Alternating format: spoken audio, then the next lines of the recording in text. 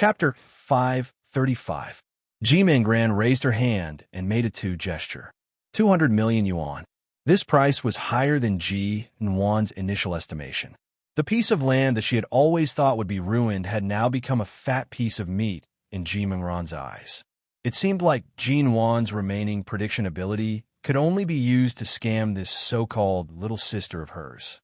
Ji Nwan coldly curved her lips, but did not immediately agree. She only said, "You should know that the price of all the land acquired by MN Group will increase by several folds. However, recently, our company really hasn't been able to devote too much attention to real estate. Regardless of our current relationship, considering that we grew up together, it's not impossible for me to give it to you. Add another 50 million yuan, and the land will be yours. Otherwise, there's no need to talk." Jimin Grin immediately became unhappy. "The moment you opened your mouth, you raised the price by 25%. You even said it was because we grew up together. Are you sure you're not scamming me? If you think I'm scamming you, just stand up and leave. No one will stop you. You have to understand that you were the one who specially came to ask for this piece of land. You were the one who came to talk to me. I'm already giving you some face on account of Dad by not chasing you out. Don't tell me you expect me to sell it to you at a loss. Have you forgotten how much I hate you? Being willing to sell it to you is already considering our past relationship. What more do you want?" Jin Wan smiled faintly. Jimin Ran's expression was ugly. "In the past 2 months, our studio has purchased a lot of land. All the liquid funds have been paid out. Right now, we can only take out 200 million yuan. You know, Dad hasn't paid much attention to me these past few years. He won't care even if I'm short of money. Can you just forget about this 50 million yuan on account of the Ji family raising you?" Jin Wan smiled indifferently. "Don't you always have your brother Sheng?" Although Sheng Yihan was willing to give her money, he had been appearing and disappearing mysteriously recently. Jimin Gran was also embarrassed to say that it had been half a month since they last met. Jimin Gran thought about it and said, "Oh yes, you were out on a business trip during the Dragon Boat Festival and couldn't make it back. You also didn't go back to the Ji family to celebrate the festival with Dad. If you don't have anything going on, why don't you go back to accompany him? You're still talking about nostalgia? I see that ever since you found out that you're not related to the Ji family by blood, you've always had ulterior motives. You don't even have the slightest awareness of being a member of the Ji family." Jimin Gran knew that Jin Wan was already impatient with her. "I'll consider the matter of 50 million yuan. I'll give you a reply in at most 2 days." After speaking, she stood up to leave.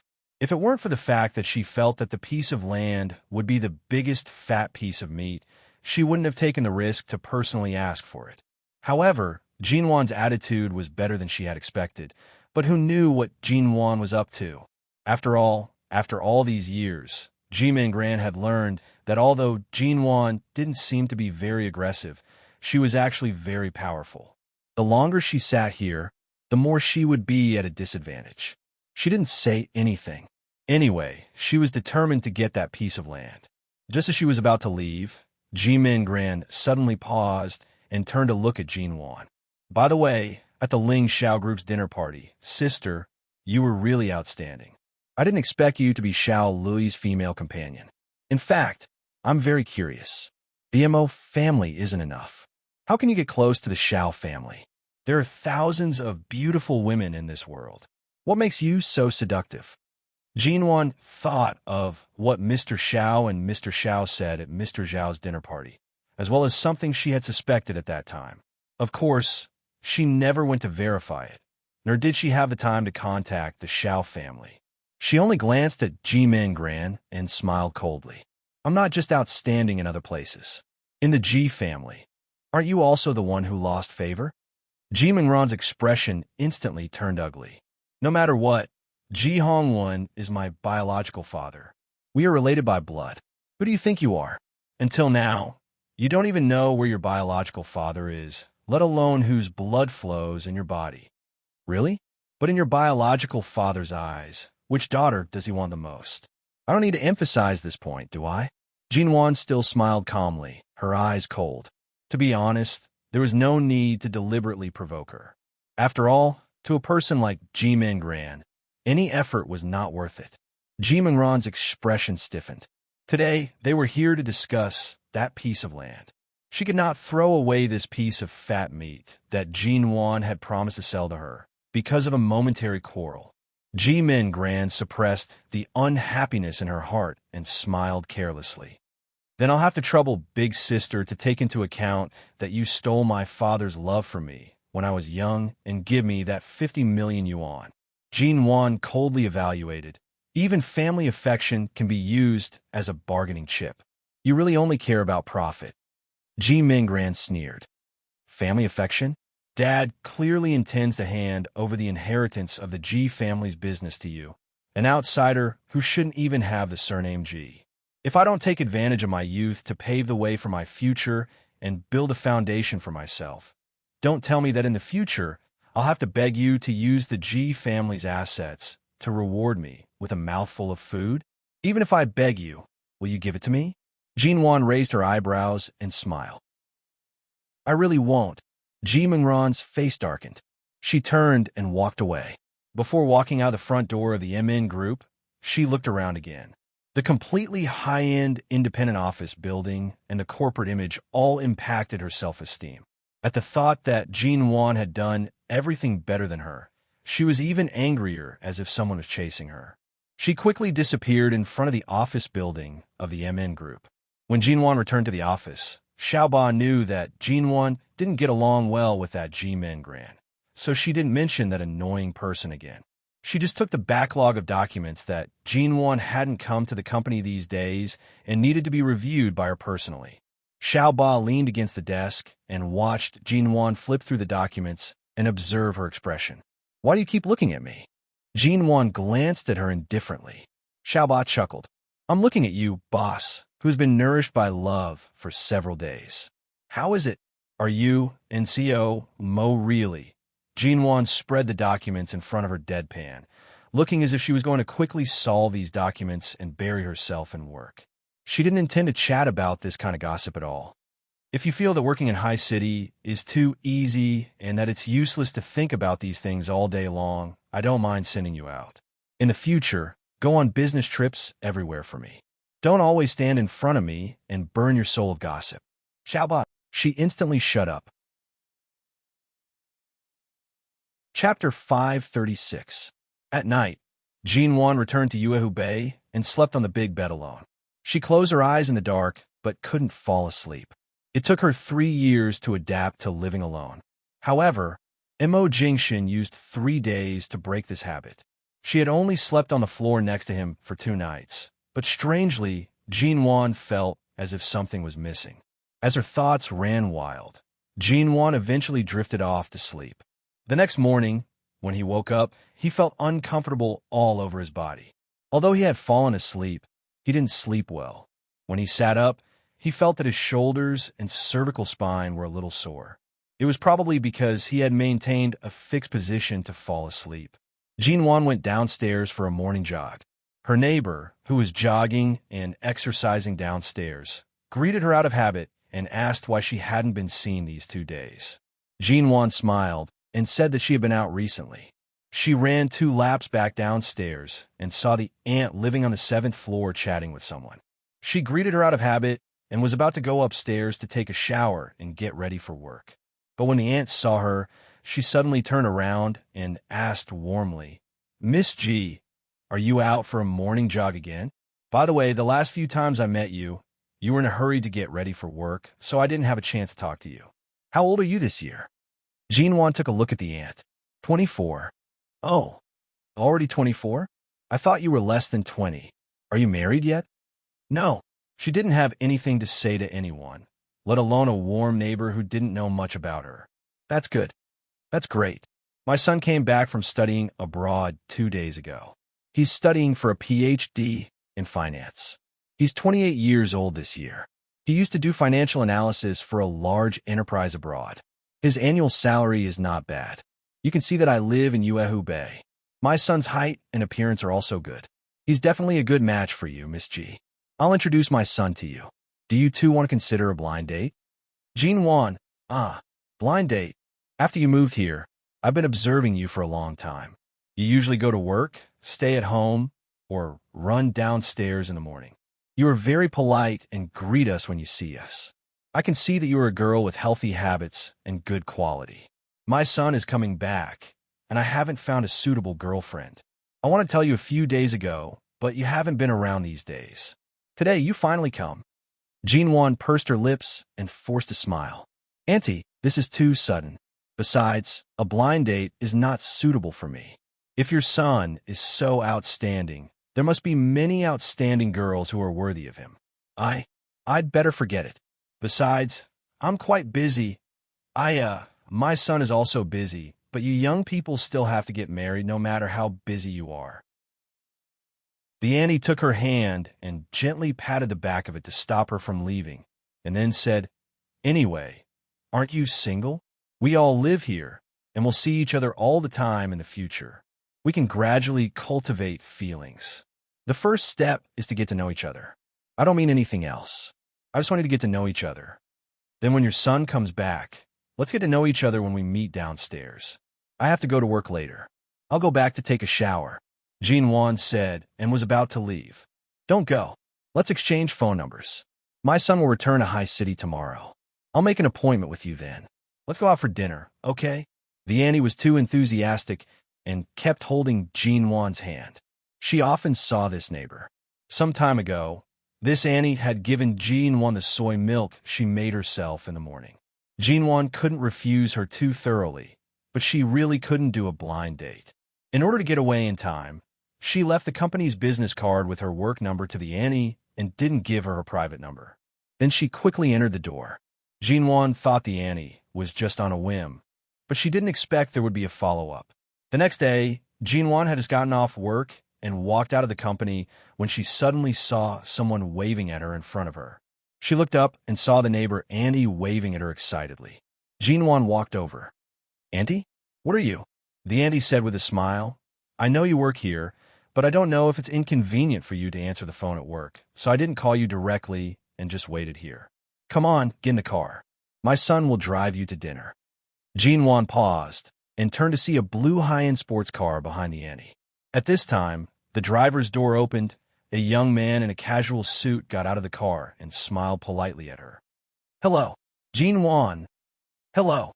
Then Jean-Wan had to get in the car despite all her excuses, and the auntie held her hand and chatted warmly for a long time in the car. They had booked a delicious French restaurant in advance. It was not on the west side of the city, but in a very prosperous area in the center of High City. After entering the restaurant, the auntie said that she would go out to make a phone call with a knowing look, and then left them staring at each other. Fortunately, the auntie's son was not a young man who had never seen the world.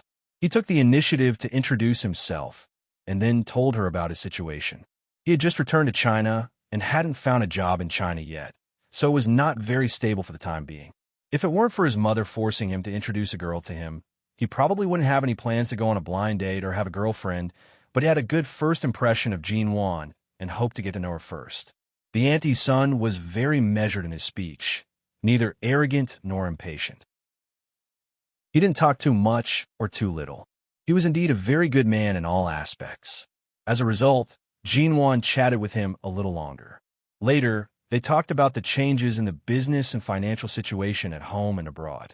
They got along well, and the expression on her face gradually relaxed, and she even smiled. Shine Group. A man stood in front of the window when he suddenly received a photo sent by a bodyguard on his cell phone. He opened it and saw Jean-Wan, smiling like a flower, sitting opposite a man. Mo Jingshin still stood there, and all his eyes fell on the smile on the woman's face until his cell phone rang. He picked it up. The bodyguard on the other end of the phone said, Theo, Mo, Miss G seems to be going on a blind date with a young man tonight. Chapter 537. Before leaving work, Shenmu was preparing to deliver 2 documents to the CEO's office. He knocked on the door and entered, only to see the man standing before him. His posture was ramrod straight, and his aura was extraordinary as usual. Due to his afternoon work, his shirt was buttoned up to the top, and his attire was neat and tidy. In the past 3 years, Mo Jingshin had been working in the company. Shenmu walked in and placed the documents down. However, for some reason, he felt that the temperature of the air conditioner in the office was too low. He turned to look at the numbers on the air conditioner. It was the same as usual and had not been adjusted to a low temperature. CEO Mo, are you still going to the dinner at the hotel on Haitai Street? Mo Jingshen placed one hand in his pocket. His expression was calm, and his tone was mild. Yes, it was just one word, but why did it make one feel as though they were in an ice house? It was chilly. Shimu did not dare to ask further. He left to arrange the time for the dinner with the secretary. After leaving the company, Shunmu silently followed behind Mo Jingshen. The man in front was cold and distant, and his footsteps were steady. His movements were relaxed and steady as he opened the car door and entered the car. After sitting in the car, he casually arranged his expensive and exquisite cufflinks. Everything was the same as usual. However, the atmosphere was strangely cold and solemn, causing Shunmu to not dare to say anything unnecessary. Mo Jingshin sat in the back, his long legs naturally spread apart. He turned his head to look out the window, his gaze cold and indifferent. It carried a hint of unfathomable profoundness. As the car passed by a busy commercial street, it stopped for half a minute near a French restaurant when it encountered a red light. Mo Jingshin's gaze swept toward the transparent glass windows of the French restaurant. In an instant, the car was terrifyingly quiet. The air in the car seemed to have frozen. Shimu carefully glanced back through the rearview mirror. Noticing the direction Mo Jingshin was looking in, he also turned to look toward the French restaurant. Jinwan had been sitting in the restaurant chatting with the auntie's son for more than an hour. At first, they were somewhat reserved, but as they chatted about various interesting things in the business world and the financial world in America, they gradually lost track of time and no longer felt awkward. They chatted and laughed. The auntie's son's impression of her gradually increased, and Jinwan was also full of smiles. Even though it was the first time they met, she did not feel too awkward.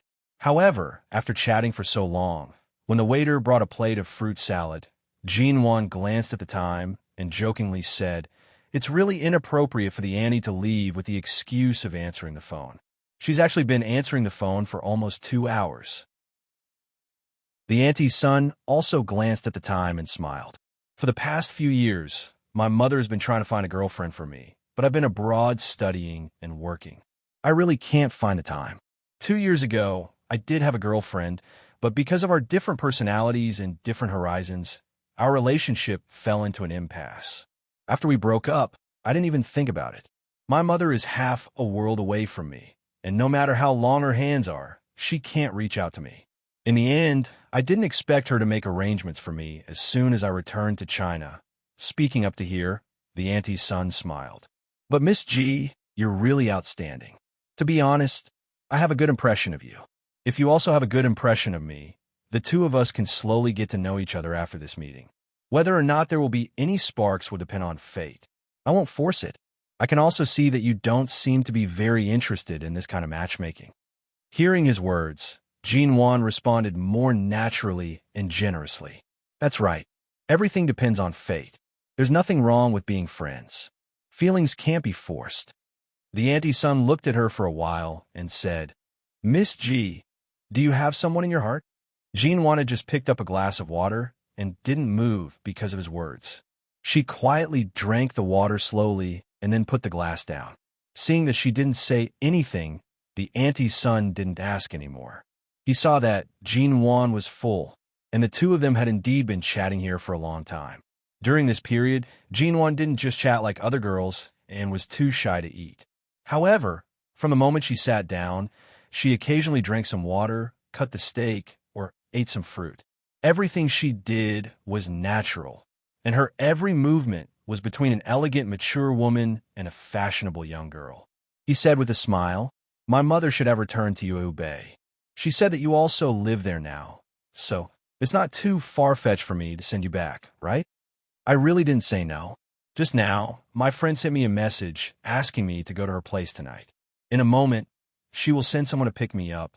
I won't go back to Yubei tonight. I really don't need you to send me back." Jinwan raised the cell phone she had just received, shook it gently at him, and smiled again. The auntie's son nodded. Okay, then when the person sent by your friend arrives, I'll send you to the car. I'll leave after you leave. Outside the restaurant, Shinmu looked at the scene of the man and woman sitting at the table by the window, talking and laughing, and couldn't help swallowing slowly. Mr. Vince had just left, and now a bodyguard had come. The bodyguard had left. Was this a blind date again?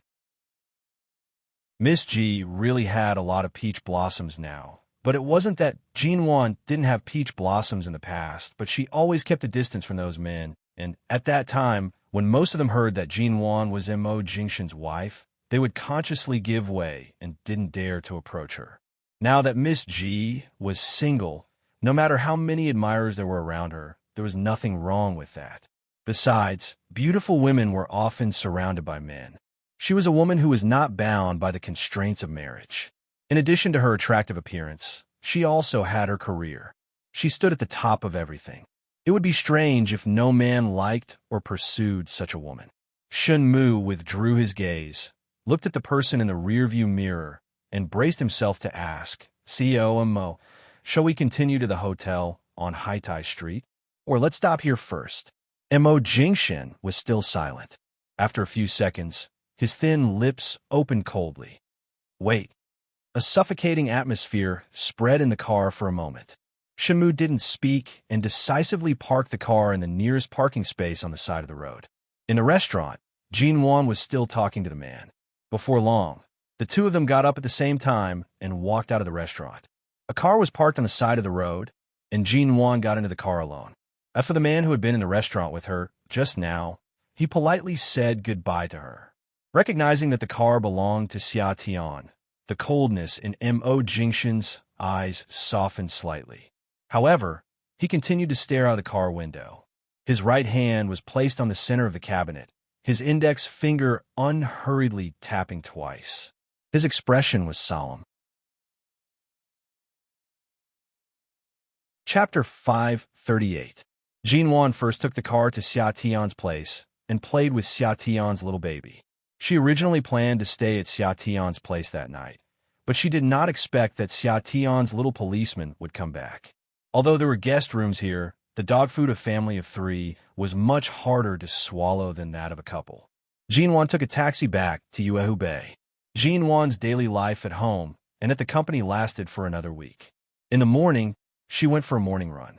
In addition to meeting the neighbor Annie, she occasionally met the Annie's son and chatted with him twice during the morning run. On Friday, Jinwan had just finished running and went home to take a shower. Before she could rest, she suddenly heard her cell phone ringing. She picked up the cell phone and took a look. It was from the company. It was only past 7 o'clock. Why was there a call from the company? CEO G? It was Manager Zhou, the head of the company's planning department. What's up? Why are you calling so early? Manager Zhou's voice was anxious. CEO G, when will you arrive at the company? Are you at home or on the road? I'm about to change clothes and go to the company. What happened? Here's the thing. Last week, our planning department had a new idea about the reconstruction of a stadium, but we only came up with a simple cylindrical simulation map. However, our intern staff got it mixed up and sent the new unconfirmed simulation map to the construction department of the stadium. Today, we saw that the construction department has built the stadium according to our new simulation map, but the actual location can't be connected with the original map of the stadium, which means that this map has caused a huge engineering mistake. Jinwan's hand, which was about to open the wardrobe to get clothes, paused, and her face became serious. How could you find such a big problem only after a week? We didn't expect that the intern staff would mix up the map and send it to the construction department. At that time, Shine Group gave all the planning to our MN Group. So now the construction department is building according to our map. This map is only a small area, but now it has to be demolished and rebuilt, but the loss is not small. In addition to the loss of at least tens of millions of yuan, it will also affect the foundation that has been built. I don't know what to do. Listening to his tone, Manager Zhou was really worried. He probably didn't sleep all night. After thinking about it, he finally decided to tell her the cause and effect of the matter. He probably didn't go back to the company all night. Jinwan was silent for a moment. Although the Shine Group was involved in the stadium project, They basically only provided financial and human support, and all other technical and planning tasks were handed over to the MN Group, which was equivalent to the Shine Group handing over this important task to the MN Group. Now that this mess had occurred, the money loss was not important. However, if the foundation that had been laid was affected and the construction had to be restarted, even if the stadium was built in the end, the government would know what had happened in between. MN Group was equivalent to losing face in front of the government. Such a serious engineering and planning mistake was almost unforgivable. I'll be right there. Wait for me at the company. Jinwon hung up the phone, changed her clothes, and went out. Manager Zhou came in with a pile of documents from the planning department, including those of the interns, and put them on Jinwon's desk. There was still half an hour to go to work, but the two had been busy in the office for a long time. Jinwon was still reading the documents, and Manager Zhou helped her and said, "CEO G, do you think the interns did it on purpose? The few interns who joined the company this year have very ordinary backgrounds, and their families are also very ordinary. They are all short of money. If they were bribed by a competitor who is targeting our company, it is not impossible for them to deliberately cause trouble for the government on this kind of cooperation project." Jinwon did think of this, so she asked Manager Zhou to give her the documents of these interns.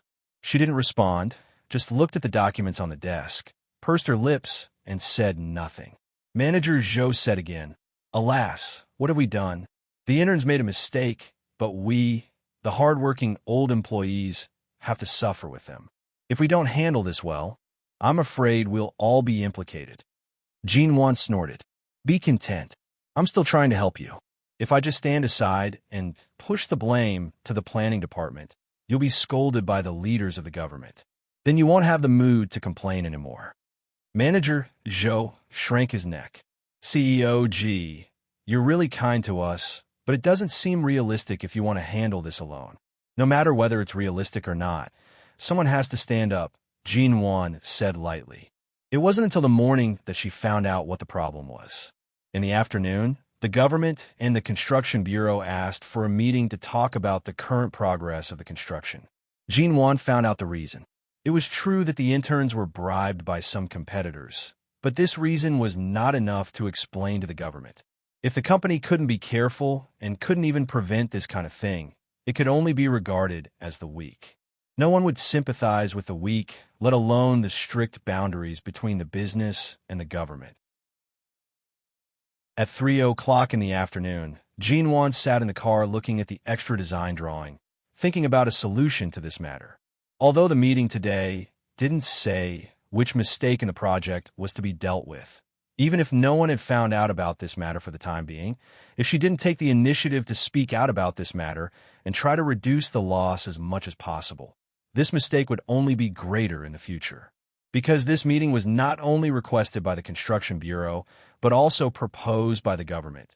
This meeting was not held in Shine Group, but in the office hall of the government. After arriving, Jinwon walked into the main hall. Many leaders were already in place, and the others had sat down step by step, leaving only Jinwon and Mo Jingxian. At present, only the two seats closest to the leaders of the city were empty. Jinwon walked over.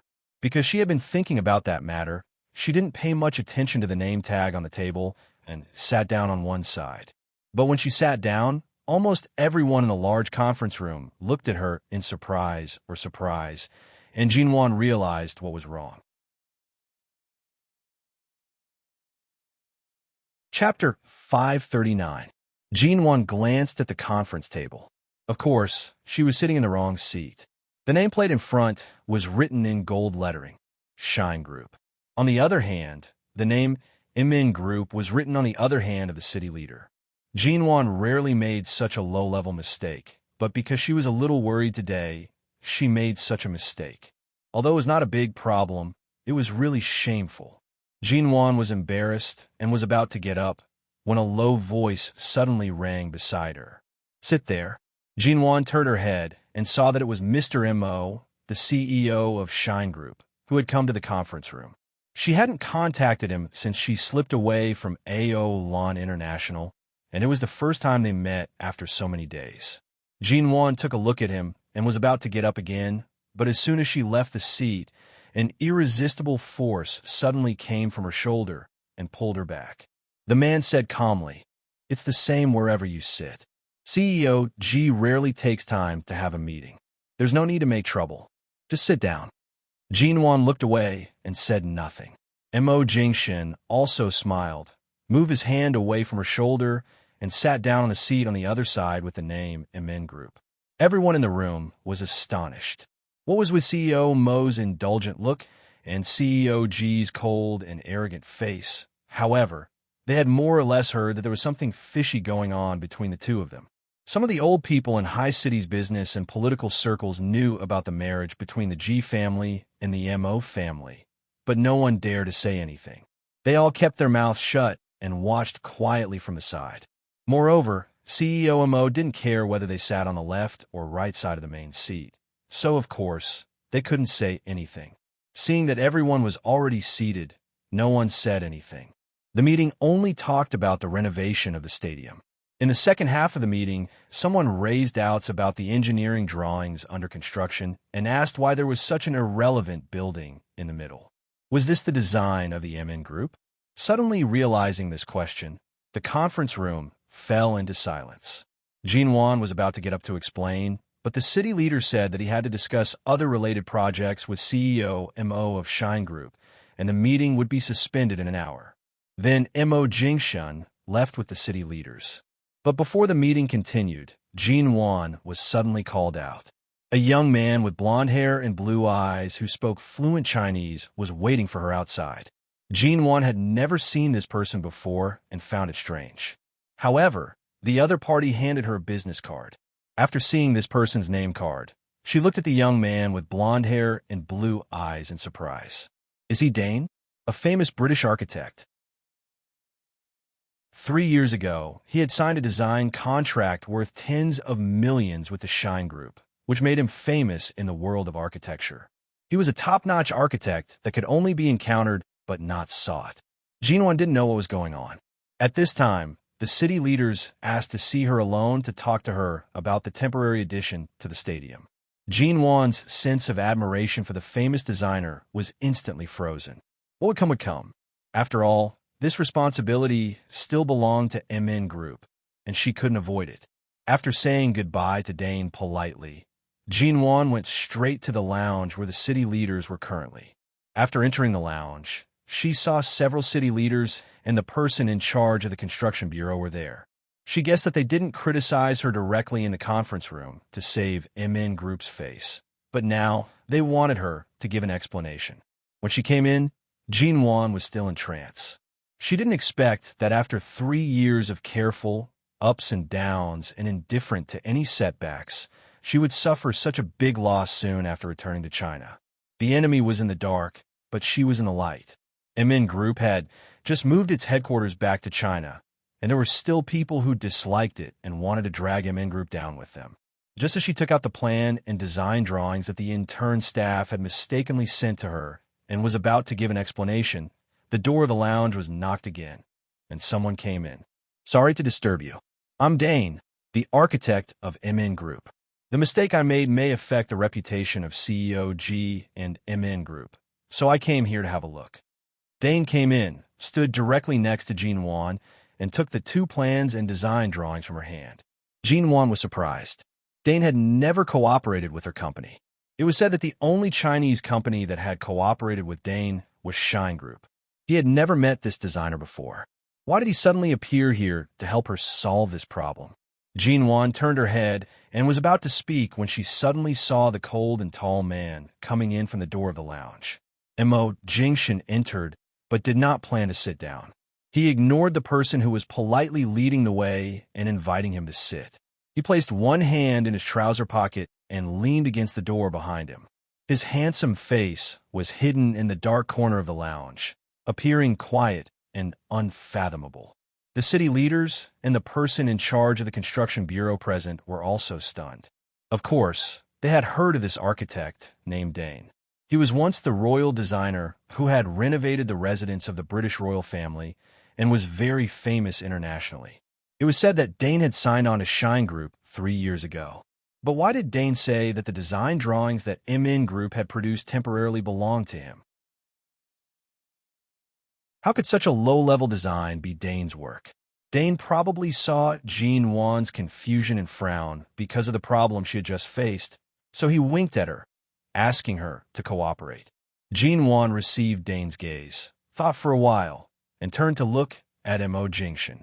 He was looking at her as if he had been looking at her since he stood there. Deep in his calm eyes was her reflection. Even though she turned to look at him, he didn't move his eyes away. She suddenly remembered what Mo Jingshan had said to her every time she encountered a problem. Be at ease as Mrs. Mo and leave any problems to me. I'll handle everything. You don't need to be brave. The city leaders had specially called her here to hold her accountable. In short, she would not have a good ending if she came here. So Dane was sent by Mo Jingshan to help her out? Mo Jingshan was still standing there, still looking at her indifferently. All his eyes fell on her. His slender and well-defined fingers casually played with a cup of tea that had just been delivered to him by the person next to him. He gently closed the lid of the white porcelain cup, and his eyes were so calm that it made people feel inexplicably at ease.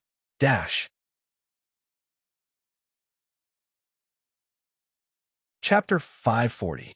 For a moment, everyone present could clearly feel that although Mo Jingshan didn't speak, his deep shrewdness and almost playful sneer in his eyes all indicated that Jean Wan was his woman, and whoever dared to touch her was tantamount to touching the Tai Sui's head. The city leader didn't dare to take some things too seriously, so he simply looked at Dane and simply asked, Dane, didn't you sign a contract with Shine Group? How can the MN Group's plan have anything to do with you? Dane raised his hand and brushed his golden hair with embarrassment, saying with a smile, the stadium project is a cooperation between the two companies. CEO G and I used to know each other when we were in the UK, although Shine Group didn't participate in the planning this time. After all, we have a cooperative relationship, so the company sent me and the planning department of MN Group to do it together.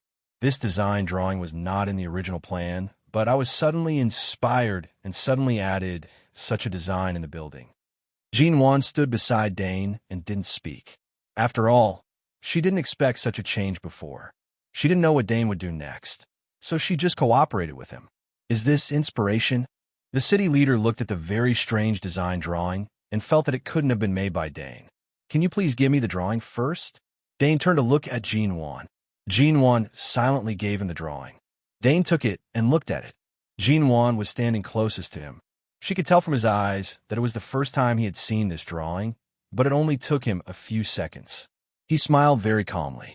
This is indeed the drawing I designed, but it's just a temporary record of inspiration. It hasn't been completed yet. I guess a colleague in the planning department thought I had finished the draft, so he directly sent it to the construction department.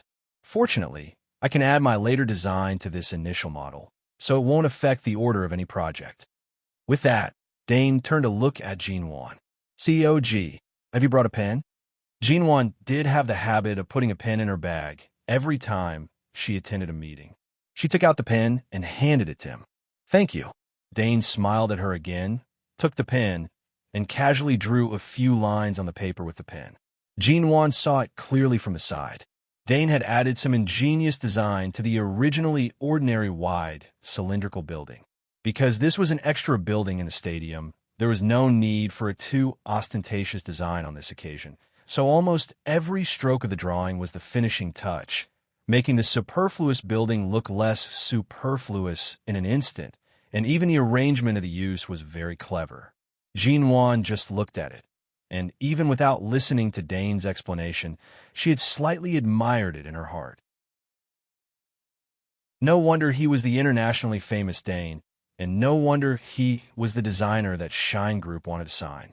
There were so many talented people in the world, but there were not many people who could be favored by Mo Jingshan. Now, Jean Wan could see how amazing this Dane was.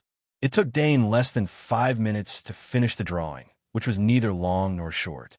If it weren't for Mo Jingshan's presence, the city leaders probably wouldn't have had the patience to wait, but because of Mo Jingshan's presence, they waited quietly for a while, and no one spoke. Dane turned the drawing over, faced the city leaders, and showed them the new drawing. This is my final design. This cylindrical object is just the base of an international sports picture sculpture, and the sculpture on it will be carved by an international master sculptor who is familiar with me. There will be small water spouts on both sides of the sculpture, and a circular indoor pool of the stadium will be added below, which happens to be the entrance of the stadium. There's a saying in Chinese that when you meet water, you will be clear. When you meet fire, you will be bright. When you meet water, you will be bright. In short, any design related to water in this location is very good in terms of geomancy. That's why I was suddenly inspired, but the people in the planning department acted too fast. Fortunately, this drawing can be used as the base, and it won't affect other design plans. Although this design is very reasonable, it is, after all, a sudden design plan. They haven't reported it to the Construction Bureau or us, nor discussed it with any department. They just sent the drawing directly to the construction department without authorization, which led to a large number of projects being transferred to such a new small building, which delayed the progress of the project. How do you explain this? After looking at the new design, the city leaders turned to Jean Wan. CEO G, MN Group has never been so reckless. What happened this time? Jean Wan stood in the lounge and gently clasped the bag in her hand with her fingers. She stood calmly and without any sense of nervousness. She still had a smile on her face, but the smile did not reach her eyes. It's indeed our company's fault. I'm to blame for recruiting too many interns to the planning department this year, which led to some important work and delivery procedures falling into the hands of the interns. Fortunately, this drawing was drawn by Dane, and fortunately, Dane has a very perfect design talent. This kind of design, which can turn stone into gold, helps me make up for this mistake, but the original mistake should be borne by MN Group. The engineering cost of the small building and the loss of working time will all be paid by MN Group to compensate for the delay of a few days. What do you think? In fact, Dane's design plan had been approved by the city leaders, but these people also wanted to save face. Besides, it was MN Group who made the first move, which showed that they didn't take the government seriously. If Jean Wan didn't take the initiative to admit her mistake now and take all the blame on herself, the impact on MN Group would only be greater. After all, with Dane's help, all Jean Wan needed to do now was to maintain peace with the government. It was just a loss of tens of millions of yuan, but for this matter, it was already the lowest loss, and she could show her sincerity and satisfy the government leaders. Of course, the premise was that MN Group really didn't have any ulterior motives. It was just a hidden competitor who made things difficult for them. Chapter 541. When the meeting was about to continue, the city leaders quickly skipped over this small incident against MN Group and did not continue to pester or embarrass her. After all, Jean Wan offered to pay for the loss of working time and the compensation for the project. Tens of millions was not a large number for a multinational conglomerate like MN. It was also not a large number for the city leaders, so they just muddled through this kind of thing. The city leaders left. When Jean Wan looked back, Mo Jingshen had disappeared.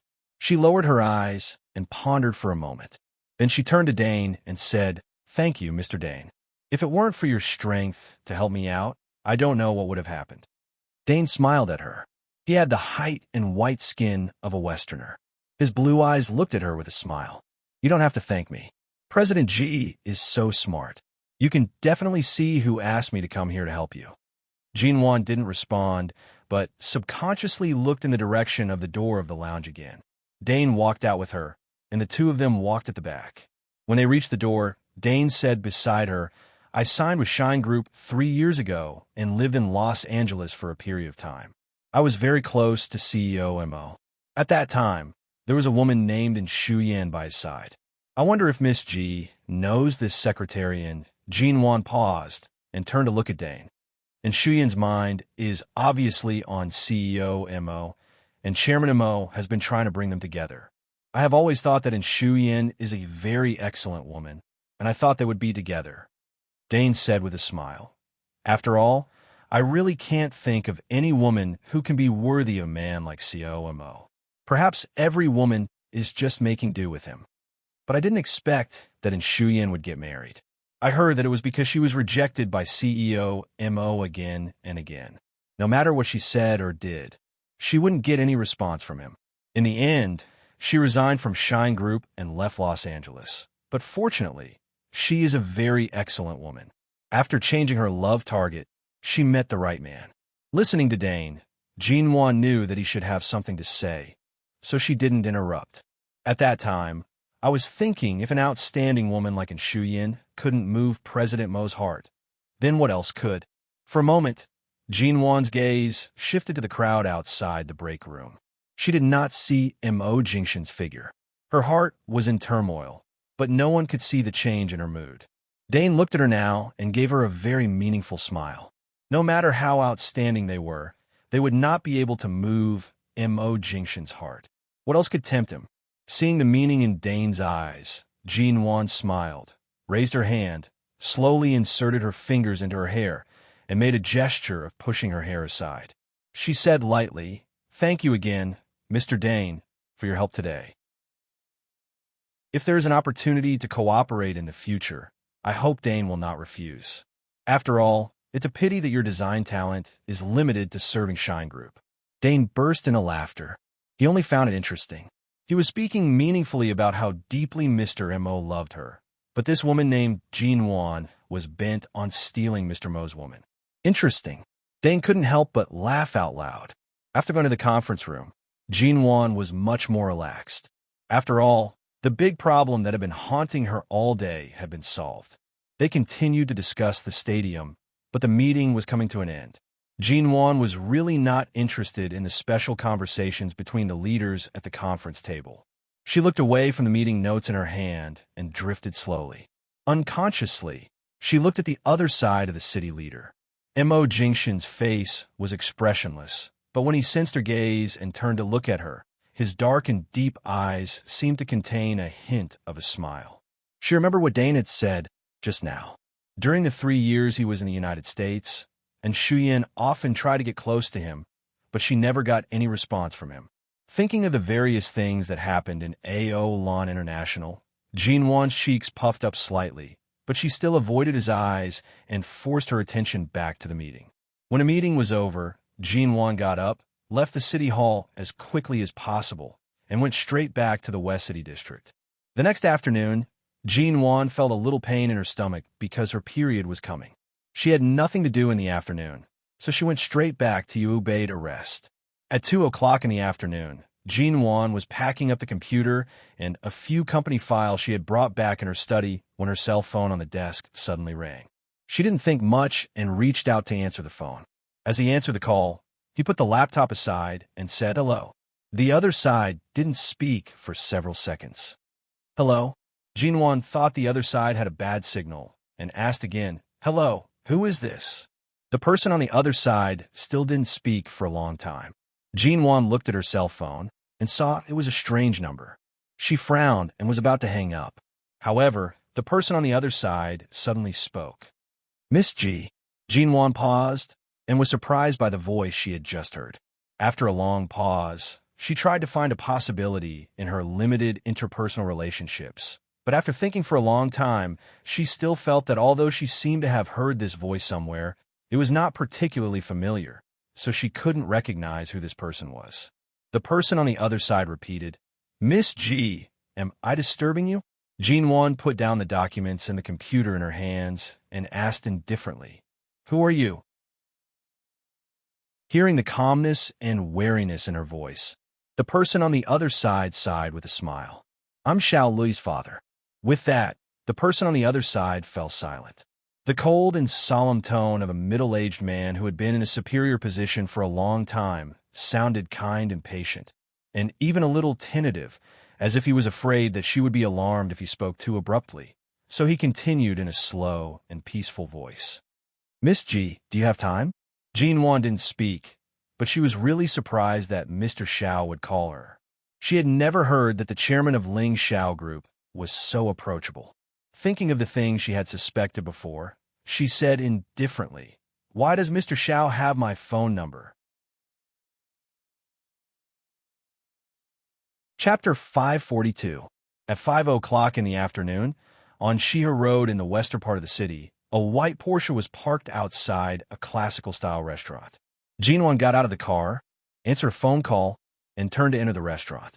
The bodyguard watched Jinwon's back disappear, picked up his cell phone, and called Mo Jingshan. "Mr. Mo, what's the matter? Someone asked Miss Ji out for dinner. She drove here alone and looked very serious. She must have something on her mind. I don't know if there's anything wrong. Would you like to call her and ask her?" The man was silent for a few seconds and asked indifferently, "Where is the appointment?" "The ancient restaurant on Shiha Road." "I see." They booked the most luxurious private room in the restaurant. The waiter pushed the door open, and Jinwon immediately saw Mr. Xiao, who had a superior aura. The middle-aged man was dressed in a very exquisite three-piece suit. Although he was over 50 years old, he still had an extraordinary aura. He looked at Jinwon, and Jinwon looked at him. They didn't say anything to each other, but they seemed to be quietly looking at each other. The waiter stood outside the door and felt that this man and woman, one old and one young, gave off an inexplicable feeling that there was something similar about them. He couldn't tell what it was. Perhaps it was their temperament, or perhaps it was the feeling. Jinwon looked at Xiao Jinjuan and saw that there was no one else in the private room, not even Xiao Lui. There were surveillance cameras around the room, so it shouldn't be a problem for her to come in. However, when the waiter was about to close the door, she asked him to leave a gap on the door and not close it completely. Seeing that Jinwon was wary, Mr. Xiao smiled kindly and didn't mind, saying, "Why are you standing at the door? Sit down." Jinwon walked in and sat down. She casually put her bag aside and didn't look at the luxurious menu on the table. After all, she had lunch and was not hungry at this time, so she just asked the waiter to pour her a cup of hot water. "It's rare for Miss G to agree to meet with me. Previously, I saw that you were very close to my son, but it seems like you haven't been in contact with him recently. Did my son do something to make you unhappy?" Old Master Xiao spoke first. Jinwon looked at the famous chairman of Ling Xiao Group in front of her and gave a faint smile. "No, CEO Xiao and I are just acquaintances. Last time, at your birthday party, I was only there as his temporary female companion. We don't have much private contact." Xiao Luo's expression changed slightly. "You're right." Xiao Jinjuan smiled. Compared to the unapproachable chairman, Xiao, described by others, Xiao Jinjuan seemed particularly amiable and warm. "You must be hungry. Let's order some dishes first." "I'm not hungry, but old Mr. Xiao invited me, so I took advantage of the fact that I have nothing to do this afternoon to keep the appointment. I just don't know why you specifically asked me to meet you." At this time, the waiter came in with a glass of water, put it by Jinwon's hand, and then handed the menu to her. Jinwon took it and flipped through it casually. Before she ordered, she heard him say, "Nothing. I used to be a close friend of your father, Ji Hongwon, but then we had some misunderstandings, so we haven't contacted each other for so many years. It's rare to see his daughter make such great achievements in the business world. I can't help but sigh with emotion at the changes of time. I didn't expect old Ji's child to be so grown up and so capable." Jinwon's fingers paused as she flipped through the menu. She raised her eyes to look at him and curved her lips into a faint smile. "Mr. Xiao, do you want to treat me to a meal just because of my father?" Xiao Jinjuan had been paying attention to the change of Jinwon's expression, but Jinwon had been smiling politely and faintly.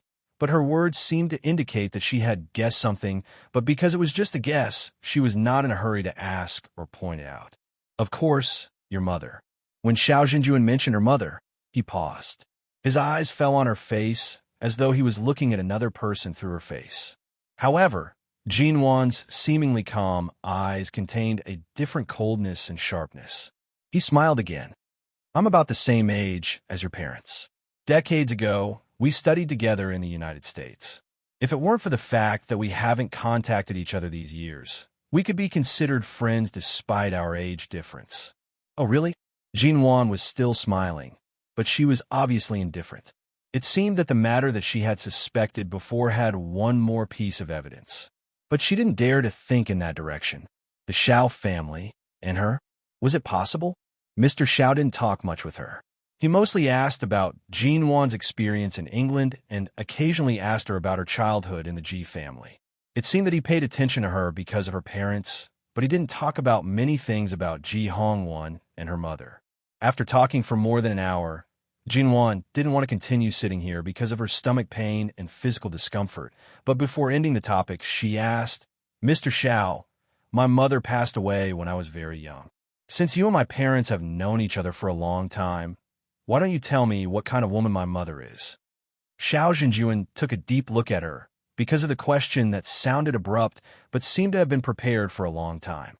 Jean Wan didn't avoid his gaze but just looked into his eyes and smiled. Xiao Zhenjuan put his hand on the table, holding a glass of water. He pinched the glass for a long time and said in a low voice, "Your mother is a very, very good woman." "Very good?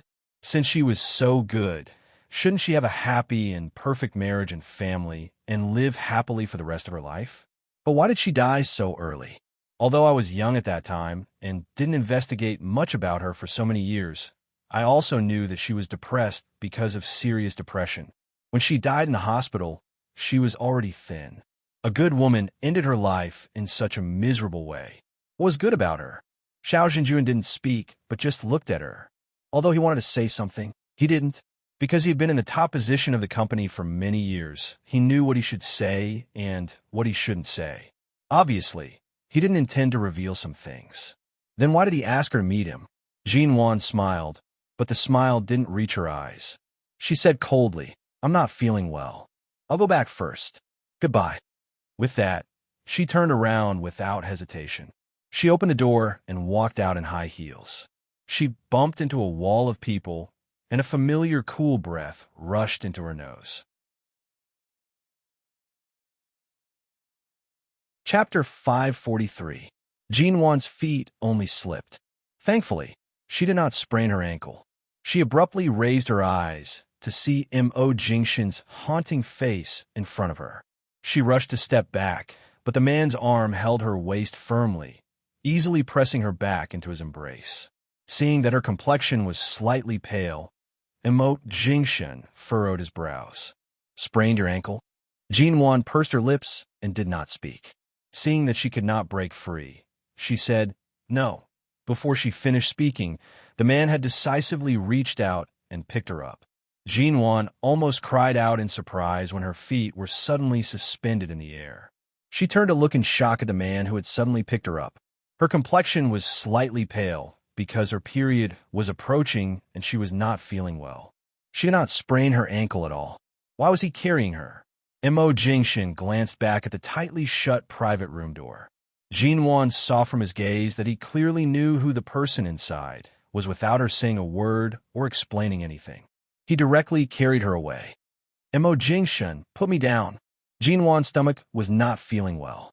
Although this floor was surrounded by private rooms, there were many people eating downstairs. She did not want to be carried out by him. "My ankle is fine. Put me down. What did you talk about? Why is your complexion so pale?" The man did not carry her down the stairs, but went to the elevator on the other side. After entering the elevator, he did not intend to put her down. He only glanced at her ankle, which appeared to be fine, and then looked at her face. "Nothing much. He's just an old friend of my dad's." Jean Wan struggled in his arms. This was the second floor, and it only took a few seconds to reach the first floor. The moment the door opened, she saw someone outside. She subconsciously rushed to bury her face in his shoulder to avoid being recognized. The man calmly carried her out. However, because of the woman's buried face in his shoulder, his lips curved slightly.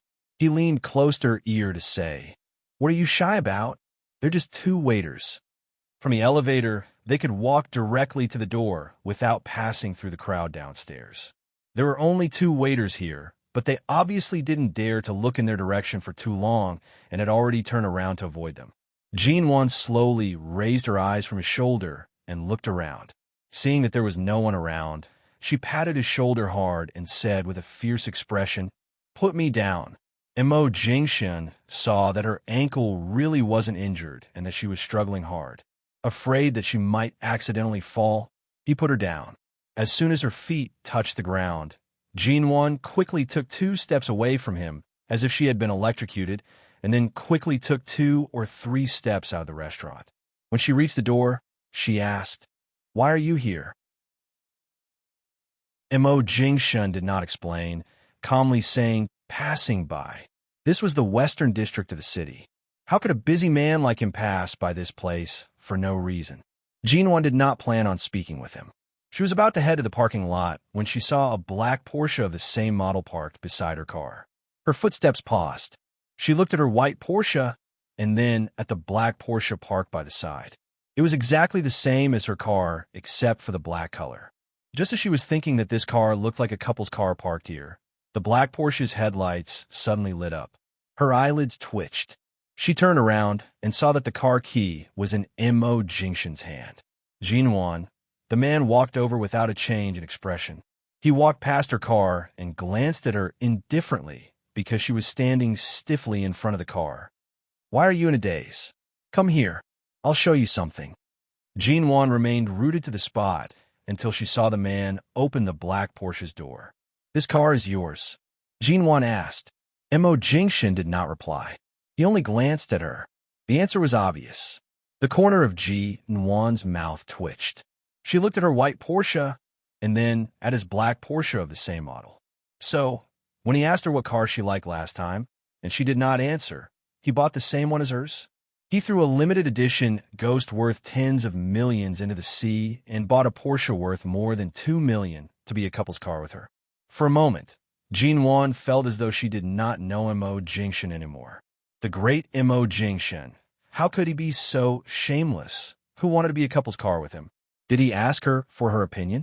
And it was parked so brazenly next to her car. The man opened the car door and took out a document from the car. He ignored Jinwon's burning eyes that seemed to be filled with anger because of his car and handed it to her. "What's this?" Jinwon received the document in confusion and glanced at it. It turned out to be a business summit arranged by the government in Jing City. High City's Shine Group and MN Group have been invited to attend. There is also a meeting for the 2 companies because of the stadium project, but it was to be held in Jing City. Jinwon flipped through the document and then looked up at the calm man in horror. "You want me to go to Jing City with you on a business trip?" The man closed the car door and glanced at her. "Is there a problem?" Jinwon stared at him. "This is a big problem.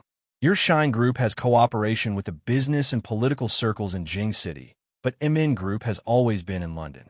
It hasn't been long since we moved back to China. I have no contact with Jing City, nor do I have any cooperation projects. Just because of the construction of the largest stadium in the country, you could go to Jing City on behalf of the 2 companies. I'm clearly not qualified to go to Jing City. Who on earth put me in?" There was no need for anyone to answer her. She knew who the culprit was. In a place like Jing City, the opportunity to meet with various leaders and big shots in the business world was hard to come by. There were few people in the country who had the ability to put her in. Being glared at by her, Mo Jingshun smiled mildly. "I want to go to Jing City to meet more people. This will have a good effect on your status in the domestic business world." "What? You don't appreciate my kindness?" Chapter 544. The man said flatly, "You won't get a second chance like this. Do you want to give up this good opportunity because of me, or go to Beijing with me? Make your choice." Jinwon didn't speak. Her period was coming, and her stomach was uncomfortable, so she couldn't think. But then she remembered that she would be on her period, and half of the suitcase would have to be filled with sanitary pads, which was really inconvenient. But the government had already issued the document, and she couldn't resist it. She took the document, opened the car door, got in, and slammed the door. 2 days later, on her way to the airport, Jinwon received a WeChat message from Yingu. "Sister Nwan, have you recovered? Can you go out soon? When will I go back to work?" "Jinwon, I'm going to Beijing for a business trip. I'll let you know when I come back." "Yingu, you're not really going to fire me, are you?" Aggrieved face, Jinwon. "No, if I really didn't need a bodyguard by my side, I wouldn't have let you come from the very beginning. Having a plainclothes SWAT officer by my side every day gives me a sense of security. I definitely wouldn't let you go." Yingu stared at the phone for a while and smiled. Are you going to Beijing alone? When will you come back? Do you need me to go with you? Jinwan. No, I'm going with the people of Shine Group. I don't know when I'll come back. I heard it will take at least half a month. Yingu. Shine Group? Your ex-husband's company? You're going with CEO Mo? She replied, yes. Yingu stared at his phone for a long time and sent a voice message in frustration. Then, Sister Nguyen, be careful. Your ex-husband means that you two are no longer in a relationship. Be careful not to be taken advantage of by others. Let me know when you come back. I'll pick you up at the airport. When she arrived at the airport, the driver hurriedly put down her luggage and left. Jinwan stood in the lobby of the departure lounge with a 30-inch large suitcase, watching the passengers coming and going. It was less than an hour before boarding time. She waited for several minutes, but didn't see Mo Jingshin or the people around him. As time went by, she called Mo Jingshin so as not to delay boarding. However, the moment she dialed Mo Jingshin's private number, the call was hung up after a single ring. Jinwan was startled by the sound of the phone being hung up. Before she could put down the phone, a long arm had reached over and rested on the handle of her suitcase. The man's long and slender fingers pressed on the switch and pulled out the lever. At the same time, a faint voice sounded above her head. Let's go. Jinwan abruptly raised her head, only to see that Mo Jingshin had already pushed her suitcase toward the VIP security checkpoint. Only then did she put down her phone. Because the man was tall and had long legs, she did not wear high heels because she had to catch a flight today. However, even if she was wearing flat shoes, it would be difficult to catch up with him after a few steps, so she could only jog to catch up with him. However, just as she ran over, she did not expect the man to suddenly stop in his tracks. Jinwan almost bumped into his back. The moment her forehead touched his back, she subconsciously took a large step back and barely steadied herself. She then raised her eyes. Why did you suddenly stop? Mo Jingshan glanced at the suitcase in his hand and then back at her. We're going to Jing City on a business trip for half a month, not half a year. Why did you bring so much luggage? Jinwan also glanced at the oversized 30-inch suitcase that belonged to her. If it weren't for her period, she wouldn't have needed to prepare 2 large bags of tampons. Originally, a 20-inch suitcase would have been enough, but although the tampons were not heavy, they took up a lot of space, so she had to bring a large one. Besides, she was a woman. It was already very unrefined to only bring one suitcase for a business trip for half a month. Could it be that he expected her to be as compact as him? It's almost my period. I've only prepared some necessities in it. Jinwan raised her hand to tousle her hair, and then raised her head to show him a very careless smile. Previously, Yingu had told her to be careful and be careful not to be taken advantage of.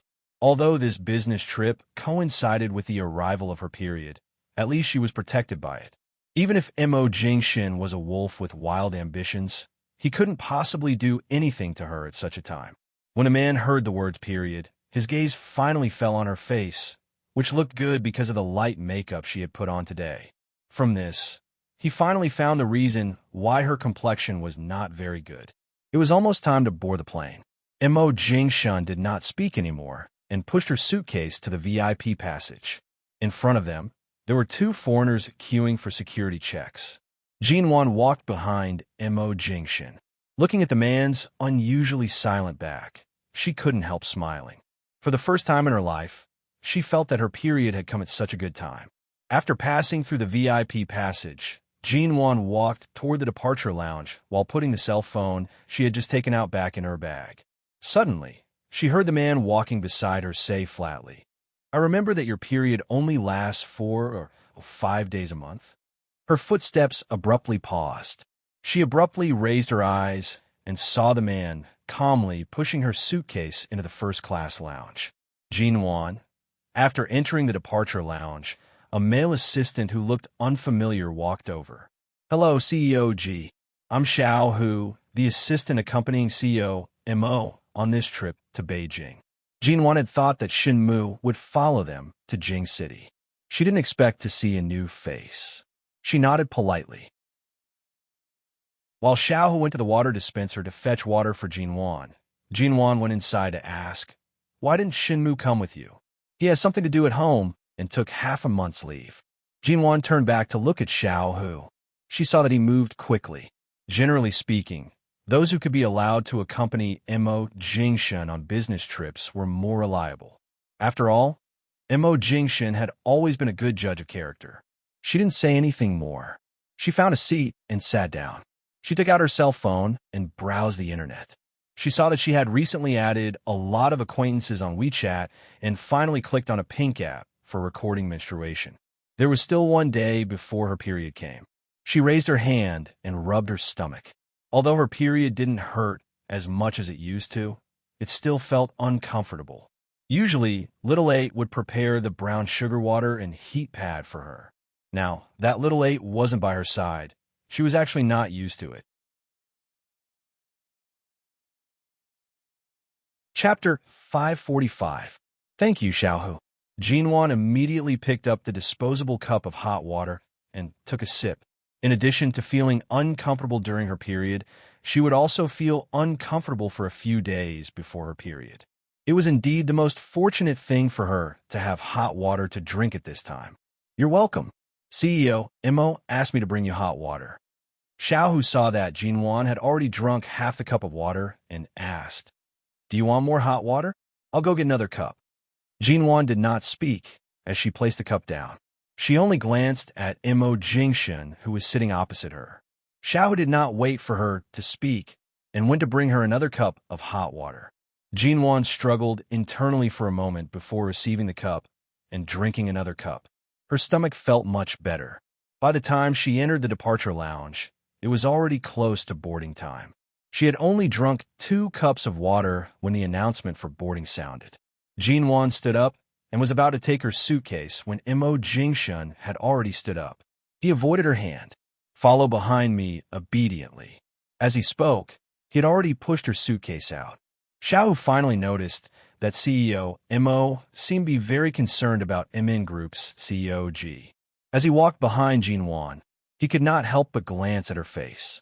Jinwan pretended not to notice Xiaohu's curious expression.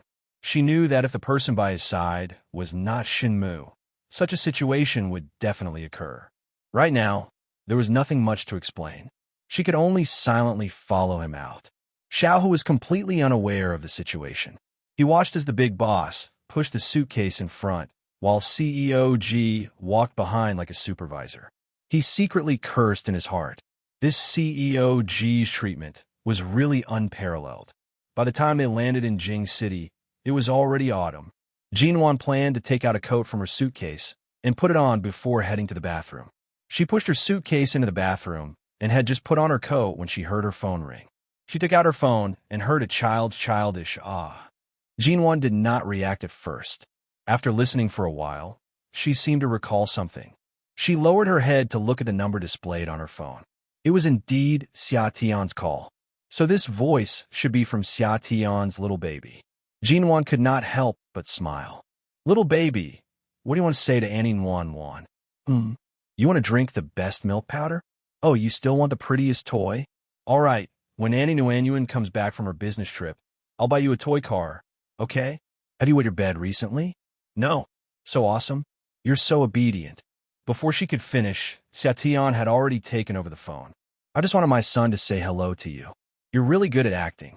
You've already chatted with him for so long. Let me tell you, my son is still young. He doesn't even know how to speak yet. Don't spoil him so early that he'll have the bad habit of asking you for anything he wants. Jinwan was immediately amused. But I heard him to me. He was clearly acting coquettishly with me. My son knows how to act coquettishly now. He's only 2 months old, and he's already calling you mummy. Stop daydreaming. How can a 2-month-old call for mama? I clearly heard his sounds coming out of his mouth. If he calls for mama now, there's an 80% chance that he'll be a prodigy. Jinwan couldn't help but laugh. TSK, of course my child will be a child prodigy. Sounds just like mummy. I'll just take it that he learned to call me mummy first. Xia Tian said with a smile. Where are you? Why haven't you come to help me hold the child these days? I'm on a business trip. I just arrived in Beijing. Why did you go to Beijing? With whom? Yourself? Jinwan paused and thought for a moment. She did not mention that Mo Jingshen was also there. Otherwise, based on Xia Tian's temper, coupled with the fact that she was bored from taking care of the child at home every day, who knew how many more questions she would bombard her with. I'm just here for a meeting. I'll be back in a few days. Tell your little baby to wait for me to buy him a toy car. Xia Tian heard the airport announcement coming from Jinwan's side and did not pester her any further. All right, you're busy in Beijing. I'm hanging up. Let the little baby talk to me one more time before hanging up. Jinwan had just finished speaking when she heard Xia Tian's little baby being sent to the phone's side. He let out a series of cute, childish sounds. Jinwan smiled, and her heart softened. She said sweetly to the phone, "Kiss, I love you, Mo Jingshen," who had come out to wait for her because Jinwan had not come out of the bathroom for a long time, heard these words the moment he walked over. The man's eyelids moved slightly, and his heart palpitated without warning. Jinwan hung up the phone and walked out of the bathroom. However, she was caught off guard by the man standing outside the bathroom door. Her heart jumped. Although she was not frightened, she was still surprised. She originally wanted to ask why he was here, but the words on the tip of her tongue became, "So, Mo actually has the habit of standing outside the women's bathroom and eavesdropping. You were inside for half an hour. I came over to ask someone to go in and look for you, but I heard you were on the phone, so I didn't disturb you." The man's voice was low and calm.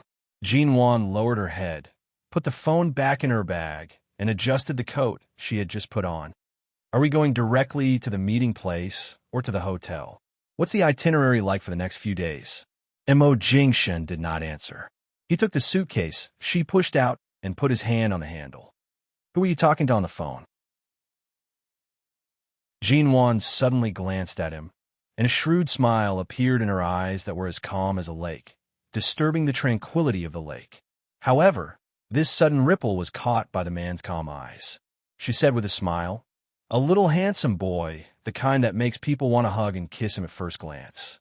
I just promised to buy him a car after I return from Jing City." She thought these words could fool him for a while, but the man stared at her for a long time, raised the corner of his lips, and said lazily, "I haven't said anything since Xia Tian's child was born. Leave the car to me, and do you want a real car or a toy car? I'll have everything." Mo Jingshen lowered his head and couldn't help laughing. He carried her suitcase, striding toward the exit of the airport hall. Jinwan watched the man's back, and her teeth itched. She couldn't help but secretly grind them. Since he had already seen through it, why did he still ask? On purpose.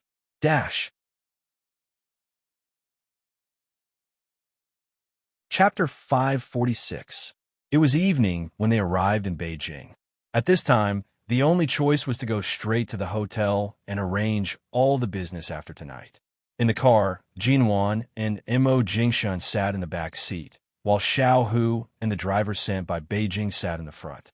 Jinwan looked at her cell phone for a while and then turned to look at the sunset. Thinking that they would stay in Beijing tonight, she couldn't help asking, "Which hotel are we staying in?" "The Shengtang Hotel in Haiyang District. The room has been booked. You can rest as soon as you arrive." Xiao sat in the front and answered, "CEOG, just have breakfast before 7 o'clock tomorrow morning. We have a meeting at 7:30. There are not many things to do tomorrow, but in addition to the meeting the day after tomorrow, there is a very important banquet to attend in Beijing tonight." "CEOG, you should have brought a dress, right? There's a banquet to attend?" Jinwan raised her eyebrows. "Yes, it's a charity banquet arranged by the business circle in Beijing. It's rare that CEO Mo has time to attend, so this banquet will be more grand. We must also attend." Jinwan didn't prepare a dress, but in a place as prosperous as High City, she could find a department store or a custom-made dress shop. When they arrived at the hotel, Jinwan looked up at the legendary Shengtang Hotel in Beijing and thought of another important question. "Do you live on the same floor as me?" Jinwan turned to look at Mo Jingshen, who had already gotten out of the car. The man smiled. "We're on a business trip together. For the convenience of traveling together, of course, we live on the same floor. Otherwise, what do you think?" Jinwan, after arriving at the room, Xiao wanted to help Jinwan carry her luggage in. After all, the corridor upstairs was covered with long and thick carpets, and it was inconvenient to push the suitcase, so she had to carry it. However, when he saw that COMO still helped her carry the suitcase without complaint, and he didn't need to intervene at all, he hesitated and decided not to follow them. The door opened. Jinwan looked back at Mo Jingshin and reached out to take the suitcase. "Here we are. Thank you." "Oh." The man ignored her words, pushed the door open the moment it opened, and walked in. Jinwan stared at the man's back and pursed her lips for a long time before walking in. "I can leave my suitcase here. You don't have to come in." After the man entered the door, he directly put down her suitcase. The huge suitcase in his hand seemed to have grown legs and automatically leaned against the wall to steady itself. When the suitcase hit the wall, it made a small bang sound. Jinwan paused and subconsciously kept the door open. She walked in and was about to open her suitcase to pack her things. At the same time, to show him that she was busy, she wanted him to leave. However, the man only glanced at her from the side. Just as Jinwan was about to bend down to touch the suitcase, he took long strides toward her. Jinwan watched him approach and immediately placed her hand on the lever. She looked at him and said, "Go do whatever you need to do. I'm not feeling well these days. Don't provoke me. Otherwise, don't blame me for falling out with you." The man stood in front of her, bent down, and leaned down little by little. She was squatting down now, but the man was standing in such a posture. She was at a disadvantage in this position. Jinwan held on, not being forced to sit in the corner by his aura. The distance between the two of them grew closer and closer. It was so close that she could clearly feel the man's slightly hot breath blowing against her collarbone. She was even more sensitive to the feeling of his breath brushing against her pores, causing the air around her to be dominated by his breath. When there was only half a finger's distance between them, he stopped approaching, causing Jinwan's tense body to tighten even more. Her stomach hurt. She had to hold her stomach with one hand and hold the lever with the other to prevent herself from falling to the ground. As a result, she couldn't even pull out her hand to push him. "Jinwan." The man called her name. Although he used her full name, his voice was low and husky, making her feel that her name was about to melt in his voice. Her expression was guarded. "What's wrong?" Mo Jingshin chuckled huskily. "You don't really dislike going on a business trip with me, do you?" Even though Jinwan might fall to the ground unsteadily, she still moved her hand away from the lever and tried to stand up.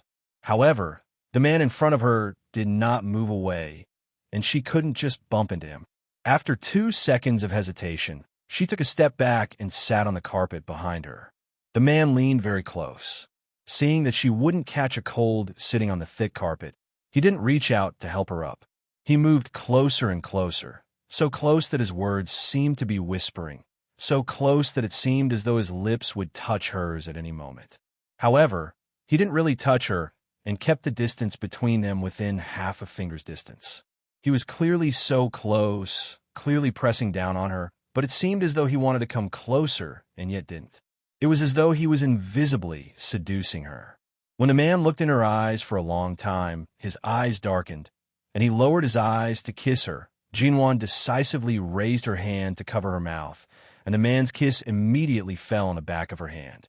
Mo Jingshin watched her cover her mouth. His handsome brows moved, and a low chuckle escaped his throat.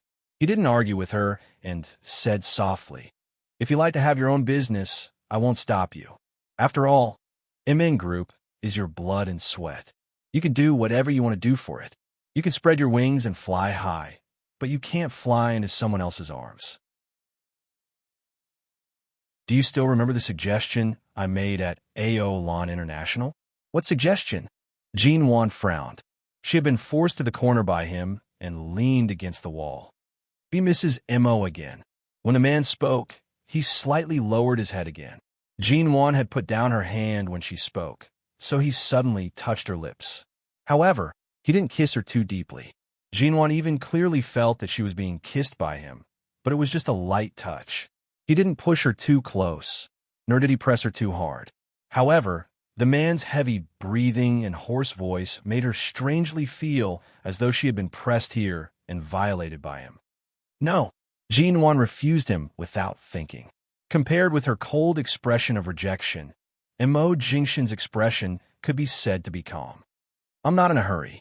Sooner or later, I'll make the word no disappear from your mouth and come back willingly. Mrs. Mo in? Chapter 547. Mo Jingshan watched her for a moment. He saw that she had spent too much time on the plane and in the car, and the light makeup on her face had faded. Her originally pale complexion was now obvious. Based on her menstrual cycle, she did need to rest early. Remember? Jin Wan. She glared at him. The man did not speak. She glared at him, unconsciously using a warning tone. Mo Jingshan, I'm telling you, if my poor health affects your work here, don't blame me for dragging you down. If I continue to sit here, it will only make me feel worse. If I can't get up tomorrow, seeing that she was so angry that she could say such words without any threat, his voice carried a smile. Kiss me, and I'll help you up. Jin Wan glared at him. Mo Jingshan, you're the epitome of despicable and shameless. Even if you want to take advantage of someone, you have to look at the situation first. You found out. The man smiled. Indeed, I'm taking advantage of someone. As expected, I wasn't wrong to say that you're a beast in human clothing. Unhappily, Jin Wan tried to push him away again, but when she frowned unhappily, the man quickly kissed her on the cheek. It was only a light kiss, but he picked her up and put her on the bed. Jin Wan, who had only wanted to stand up, was carried onto the bed in the blink of an eye. Rest well. If you're hungry, call the hotel and have them send you food. Wake up on time tomorrow. Don't sleep in. Jin Wan, your stomach hasn't been feeling well these days. Remember not to use cold water when you shower? And, seeing that she did not respond, the man dragged out his words. His tone was heavy, but it carried an indescribable sense of indulgence and pampering. After finally sending Great Boss Missouri away, Jin Wan watched as the man closed the door behind him. She then relaxed and lay back on the bed with her arms and legs spread out. Rushing to catch a plane and a car was the most tiring. She wanted to sleep for a while before waking up for dinner. She lay on the bed and did not move. Not long after, the man's gentle and mild words lingered in her ears. Go back to being Mrs. Mo. Jin Wan flipped over and covered her head with a pillow. When she woke up the next day, her period arrived on time. Her stomach hurt so much that it felt like it was about to cramp. Jin Wan curled up on the bed for a long time before she sat up. Seeing that it was 7:30, she got up to wash up.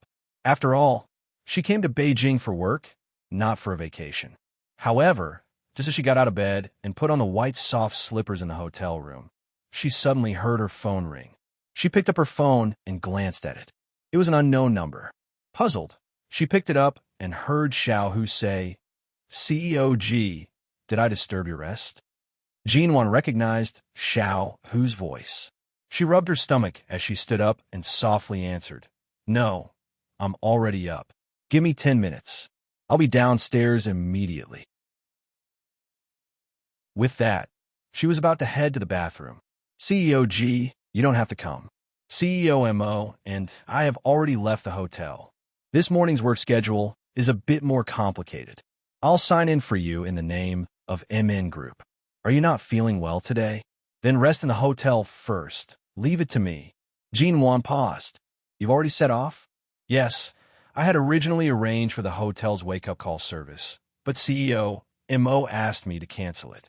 He said that CEO G is not feeling well and asked you to rest in the hotel for a day. It just so happens that this morning's meeting is just a formality. There are no important people today, so there's no need to meet so many people in person. I'll sign your name. There won't be any problems. CEO G, you can rest assured. Jin Wan knew that it was not suitable for her to travel during her period. The pain during her period was sometimes good and sometimes bad. When it was good, the pain was not so severe, but occasionally, because of frequent overtime work, her endocrine system would be disturbed, and then on a certain month, the pain would be heart-wrenching. Although the problem of the cold in the womb was much better, the pain during her period was still the most painful. In the past 3 years, she had stayed in London as much as possible during these days of each month and rarely went out. This time, when she suddenly came to Beijing, she had been prepared to endure all kinds of discomfort, but she didn't expect that she would still become the one being taken care of. Well, if there's anything I need to be involved in, please let me know in time. I'll make preparations. Don't delay the scheduled schedule, Jinwan said softly. All right, I'll contact you at any time. After speaking, Xiaohu hung up the phone and turned to look at Mo Jingshin sitting in the back of the car. CEO G's voice sounds weak. It seems that she is really uncomfortable. Shall we call a doctor to check on her? Mo Jingshin didn't say anything. Mo Jingshin's handsome face showed no emotion.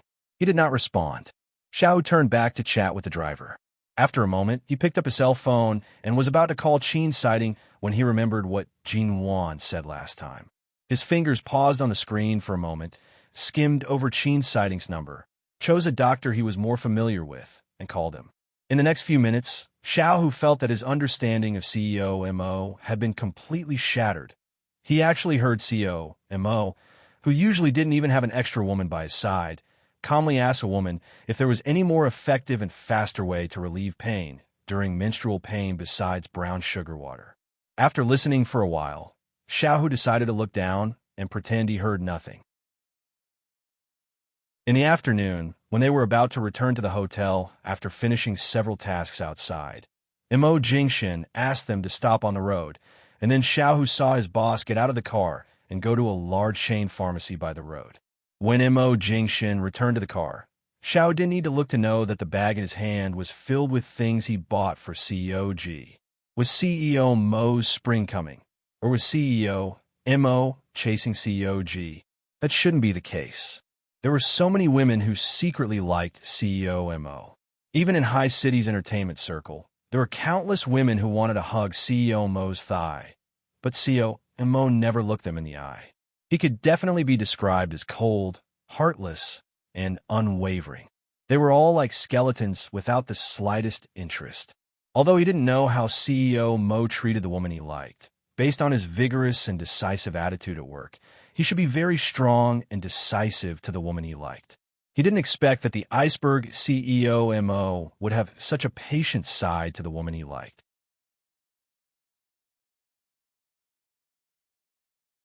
Chapter 548. By the time Mo Jingshin returned to the hotel, it was already afternoon. The room service staff said that Miss G had not come out all day. She only ordered a simple lunch and did not call the room service again.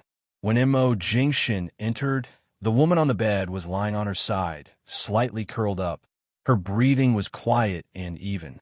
She was buried in the quilt and did not move. It seemed that she had been sleeping. The man's elegant and deep brows furrowed. He took long strides and approached the bed. Under the soft light in the room, the woman's clean face was illuminated. However, her face was paler than usual, and her lips were almost colorless. Her eyelashes were very long, casting a faint shadow on her thin and pale face. Her shoulder-length hair was spread on the pillow, and her body was still bent in sleep as she endured the pain in her stomach. Jinwan had long been accustomed to the discomfort during these days of the month, so she habitually slept through these days when it was too painful. After a long time, she could fall asleep in such bursts of pain. At least in this way, the pain could be reduced a little. But obviously, she was also enduring the pain in her sleep, and her brows were slightly furrowed when she slept. The curtains in this room were tightly closed, blocking all the light from the outside. There was only the light from the wall lamp by the bedside. In fact, Jinwan had been sleeping, but when she heard someone coming in, she woke up but did not open her eyes. She was clearly here on a business trip, but she had to rest in the hotel on the first day. No matter whether today's work was important or not, she instinctively felt that she was dragging her company down and felt uncomfortable. Right now, she was not in the mood to face Mo Jingshin. The room was extremely quiet. Jinwan did not move. It was not until the sound of the door closing entered her ears that her slightly tense nerves relaxed a little. She opened her eyes, looked at the room that still had only one wall lamp, looked at the tightly closed curtains, and then closed her eyes again, preparing to continue sleeping. Anyway, the pain would only be the most in the next 2 days. When her period was about to end, it would not be so uncomfortable. The man's cool breath surrounded her from behind. Jean Wan's relaxed, nerves immediately tightened. Earlier, when she heard the sound of the door closing, she thought that Mo Jingshin had left, but she did not expect that he did not leave and only went to close the door. She froze. Other than the refreshing fragrance of plants, the man's body also smelled of travel. Following that, her pajamas were pulled open. All the hairs on her body stood on end. Just as she was about to resist, the man's warm palm was already pressed against her cold abdomen. Jean Wan paused. Their skin pressed against each other without any obstruction, causing her hair to stand on end. The warmth of the man's palm caused all the pores on her body to tighten. She did not move, but when the man's breath brushed against her neck, she immediately grasped the bedsheets sensitively. She moved her head to dodge, but the man's hands seemed to be fixed on her lower abdomen and did not move away. Just as she was about to turn over, she suddenly felt the bedside sink a little. The man simply lay down by her side and easily pressed all her movements. He reached behind her neck and pulled her into his arms, while the other hand remained pressed against her abdomen. Mo Jingshun, who gave you permission to enter my room again? Does everyone have a room card at this hotel? I'm still sleeping. Do you think I can come in just because you say so? Jean Wan was held in his arms. She raised her eyes to meet the man's deep, ink-black eyes under the dim light. The man did not speak, but increased the strength of his hand on her lower abdomen. It was not until Jean Wan pushed him hard that he said seriously, "Be obedient. Does your stomach hurt? Do you still have the energy to struggle? Don't I have thousands of ways to relieve my stomach pain? If you really want to make me feel better, you could have asked your assistant to buy me a few heat pads or a hot water bottle on the way back. But you directly used your hand. Do you really think I don't know what you're thinking? Me going on a business trip with you doesn't mean I—" Before she could finish her sentence, her face was cupped. She was startled and was accurately kissed by his lips. Without any explanation, Mo Jingshin pried open her lips and kissed her. The kiss was deep and heavy, and Jean Wan's brain almost exploded in an instant. He kissed her because he couldn't win against her in words? What was wrong with this man? Jean Wan couldn't push him away. She was almost completely trapped in his arms and pressed under him. After a few hard pushes, she lost the strength to push him away. The pain in her stomach made her hate herself for being so weak for a few days every month. She refused to close her eyes and stared at him like fire. As they kissed, the man's dry hand, without a trace of sweat, moved away from her lower abdomen and turned to hold her waist without any hindrance. His body completely covered hers, and the kiss became deeper and deeper. While Jean Wan was still glaring at him, the man covered her eyes with his hand. Jean Wan was forced to close her eyes, and as soon as she closed them, she couldn't control her emotions. When the man felt that she had slowed down, he patiently and gently kissed her on the lips and didn't continue. Jean Wan opened her eyes because there was finally space on her lips. The moment she opened her eyes, she became clear again. Soberly, she reached out to pull the man's hand away from her lower abdomen. Mo Jingshin, N. The man's voice sounded particularly dull and low in the dimly lit room, but it was so sexy and lazy that it made her heart skip a beat. Your stomach hurts so much. Why didn't you ask the hotel staff to boil some brown sugar water for you? Jean Wan turned her face away to avoid his breath. It won't do much to drink it. It won't hurt so much for more than half an hour after I drink it, but it'll be the same after a while. There's no need to bother the hotel staff. The man said in a low voice, "So you just put up with it?" She said flatly, "I'm used to it." Before the divorce, Mo Jingshin or Annie-chan would watch her drink some hot milk or brown sugar water every night, so her monthly period was much better. But in the next 3 years, she could only live a regular life and keep exercising. How could she take care of such a delicate thing? Besides, she was so busy that she didn't have time to insist on heating up brown sugar or ginger tea every night. It had been 3 years. As time went by, she got used to it. She was no longer as delicate as when Mo Jingshin was by her side. She had long given up the idea of being pretentious. Chapter 549. He said hoarsely in a low voice, "Get used to what?" curling up in bed like a shrimp, deliberately making me feel sorry for you? Jean Wan's face darkened. You're the shrimp. Mo Jingshin's hand was still pressed against her abdomen, and he gently kissed her cheek. Jean Wan was held in his arms and did not resist, but she glared at him. You should know when to take advantage of me. If you still want to take advantage of me in my current situation, you're really inhumane. Mo Jingshin paused and chuckled.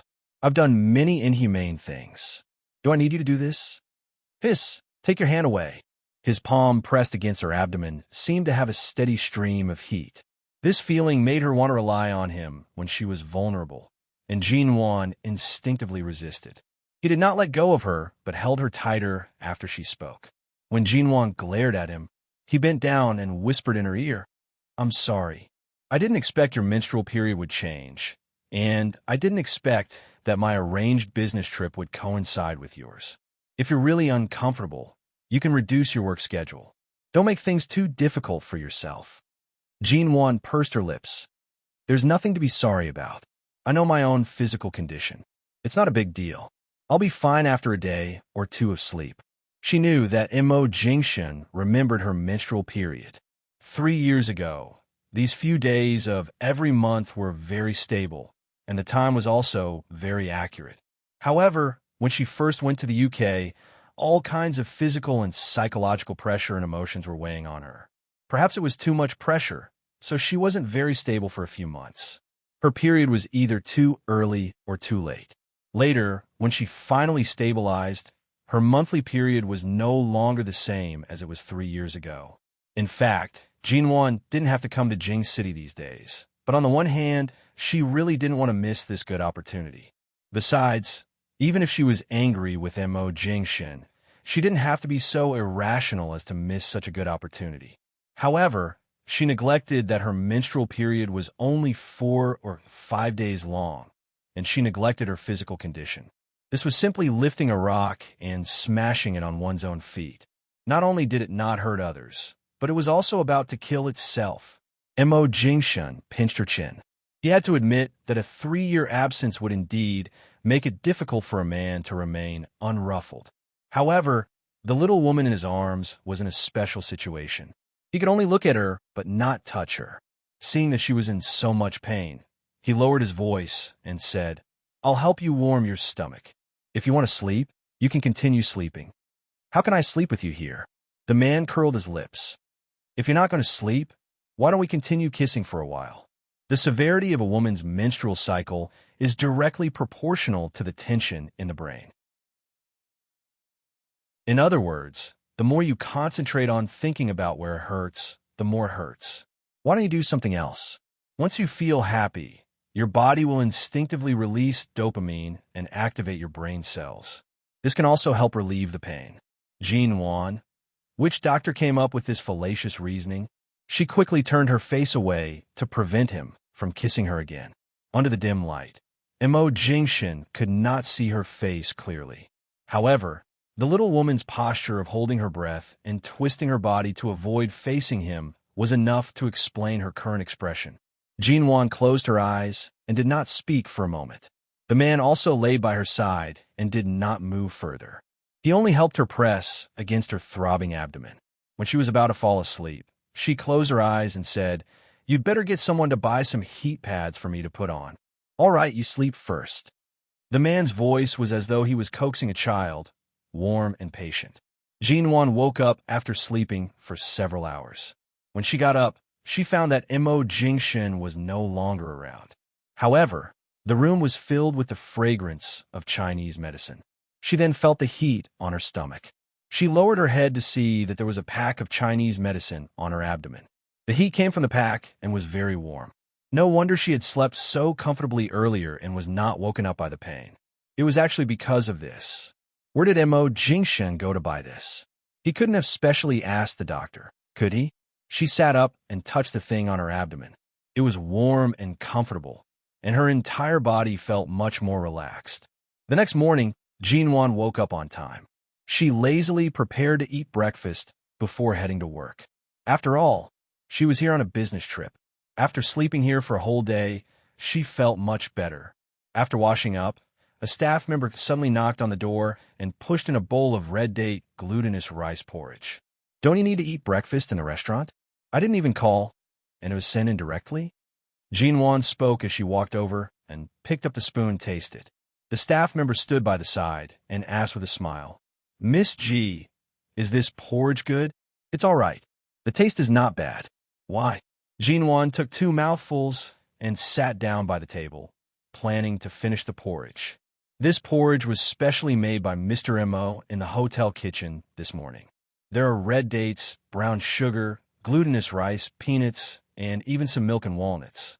It's even richer than the 8 treasures porridge. Mr. M.O. cooked it for a long time. Jean-Wan paused in her actions. No wonder she felt that the porridge in this hotel was too meticulous. It was especially soft and sweet, but not greasy. She originally wanted to say that the environment of this hotel was not only rated as a 7-star hotel, but even this bowl of porridge could be rated as a very high level of culinary skills. He took up the hotel kitchen and specially cooked porridge for her. Was this considered an apology? No matter how much he calculated, he failed to account for the changes in her menstrual cycle, causing her to run to Jing City during the most difficult days. It turned out that the calm, rational, and well-planned Mo Jingshen would also have times when he miscalculated. Jean-Wan drank the porridge and said indifferently, "Mr. M.O. took up your kitchen, but what about the others' breakfast? It can't be that the entire hotel didn't have breakfast this morning, right?" The staff member smiled. "That's not necessarily the case. There are 3 kitchens in our hotel. Mr. Mo only took up one, and it didn't affect our breakfast preparation." Jean-Wan did not speak anymore and lowered her head to continue drinking. Mo Jingshin really made a lot of porridge. From the looks of this big bowl, it should have been cooked for a long time. Jean-Wan happened to like it, so she drank it all up. Then she stood up and asked the staff to push the dining cart out. She then tidied up and prepared to go out.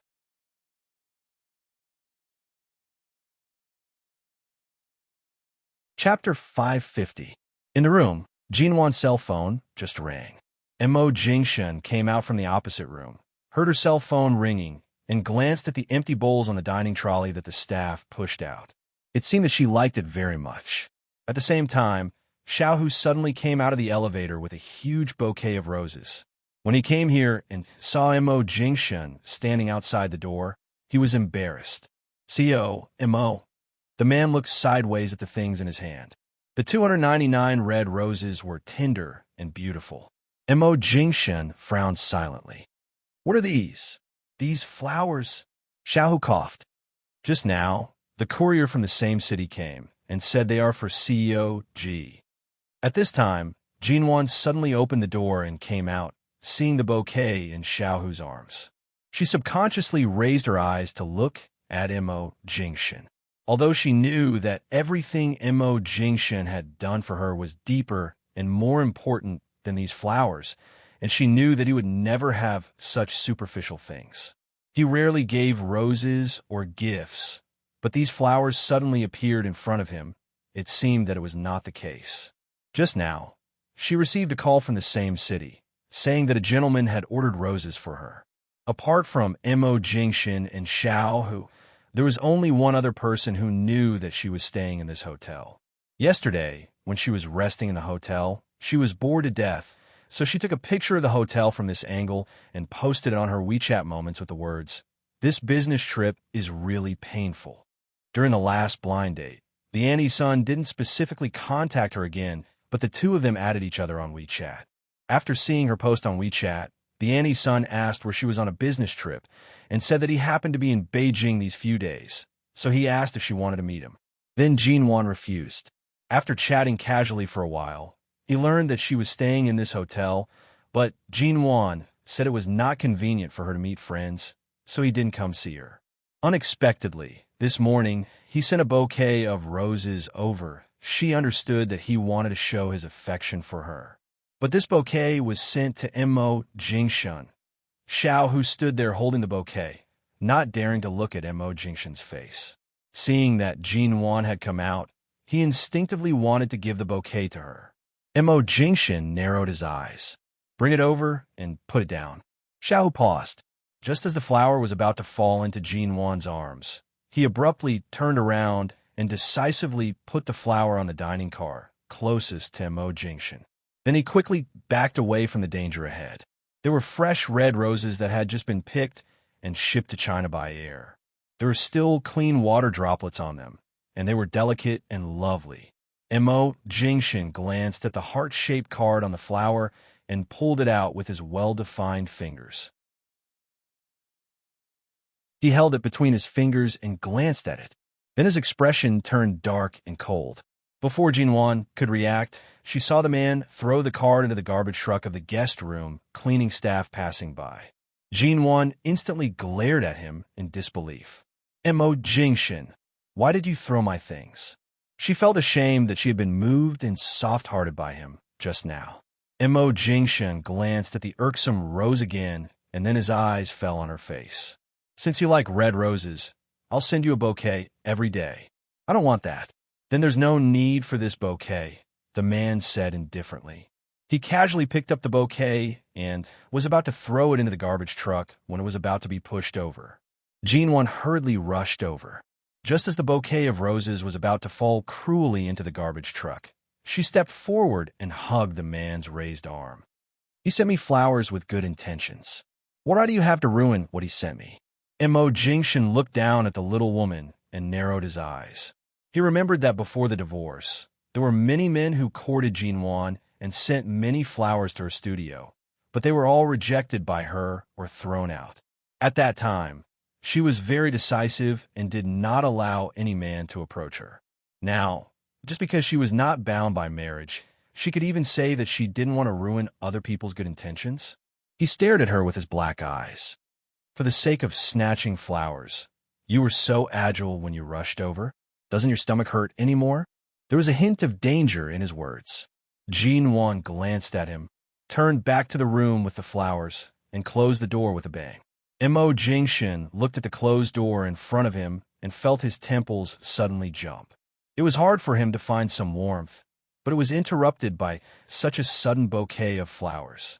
He shouldn't have kept the man who had a blind date with her in the first place. In the morning, Jinwan went to an exhibition hall in Beijing with Shine Group in the name of MN Group to visit and do some exchange work. Because there would be a very important exchange dinner in the evening, she took the time to go back to the hotel at noon to rest. She had just had porridge in the morning and didn't want to eat too cold or too bland at noon. So she took advantage of the lunch break to find a small shop nearby to eat a big bowl of rice noodles. Finally, with a full stomach, she warmly strolled back to the hotel. However, as soon as she entered the room, she saw that the large bouquet of 299 flowers she had placed in the room was gone, leaving only 3 red roses in a slender glass vase. She stared at the 3 roses. Because the roses given to her by the Annie's son were very expensive, they weren't ordinary roses that cost a few yuan on the market. Therefore, she could recognize them at a glance. These 3 roses were 3 of her 299 roses. Jinwan abruptly walked out and knocked on Mo Jingshan's door. When the door opened, the man who had just changed his clothes glanced at her and moved aside. At the same time, he casually adjusted the cuffs of his shirt, asking mildly, "Didn't you say you were coming back to rest? Are you planning to enter my room to rest?" With that, the man turned and entered, indicating that she didn't need to be polite. Jinwan stood in front of the door and saw that there was a similar glass vase on the table in his room, with the same 3 roses in it.